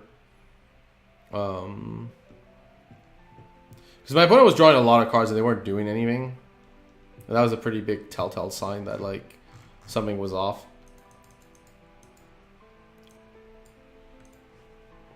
Oh, right. I could, like, Lightning Helix my own creature, I guess, just for the lulz. My opponent has way more than enough lands. So, yeah. I don't know. What is this? 5, 7, 9, 11, 13, 15, 17, 8. Yeah, this will do it. Yeah, that game maybe because of the Bloom, I'm kind of forced into, because then Angel's Grace becomes an out. I'm forced to wait. We're 0-3 already. Yeah, I'm done. I'm not playing any more games with Burn. I think this is clear enough. I think that game we probably would have won if I if I destructive the ley line. I think it was okay originally not to do so. But then when I got Shrine, I should have changed my plan. Because the Shrine can deal with the 10 life from the unlife. And my opponent has Lotus Bloom. So at that point, I should Revelry the ley line and just start going like just jam cards into my opponent's face. The Boros Charm was more damage as well. Like, dude, give me double strike. What was it, 4? Would have been the same thing, right? Yeah. Yeah, and then like just jam. Like suspend Riftbolt. Yeah, and then I could like Boros Charm on my own turn, which deals more damage, and that like can help me get through the unlife a little bit, and then I can just like 7 or something with the Shrine. So yeah, I should have recognized that with the Bloom and the position of the game, I should have changed my plan. I think my plan was fine to start with because we are so far behind. But then once I got the Shrine, my opponent didn't have a land drop and had the Bloom. I had to like change gears, and I didn't, and that was my mistake there. So yeah, yeah. So 1/6. Honestly, if people are gonna play Shining Shoal mid deck, you should stay away from Burn. Like, yeah. It felt pretty bad against the black-green decks too and stuff, so... Like, people, like, just seem to have adapted. It just seemed like I faced one more... Like, what I was talking about is, like, people didn't used to play, like, these one-of extra cards against Burn, and now they are, and, yeah. Yeah, I think, like, I would just stay off Burn. That's pretty unfortunate. Like, 1/6 is brutal as hell. So, yeah. I can't recommend the deck. I just think like people have like adapted. So yeah. That's pretty much it. Sorry that it didn't really pan out. Try to win a bit more next time, I guess. So next time is gonna be next Monday, so I'll start at 4 p.m. again, and we're gonna play the deck that just destroyed me ad nauseum. So yeah, looking forward to that. See you next Monday. Or see you on Monday, rather.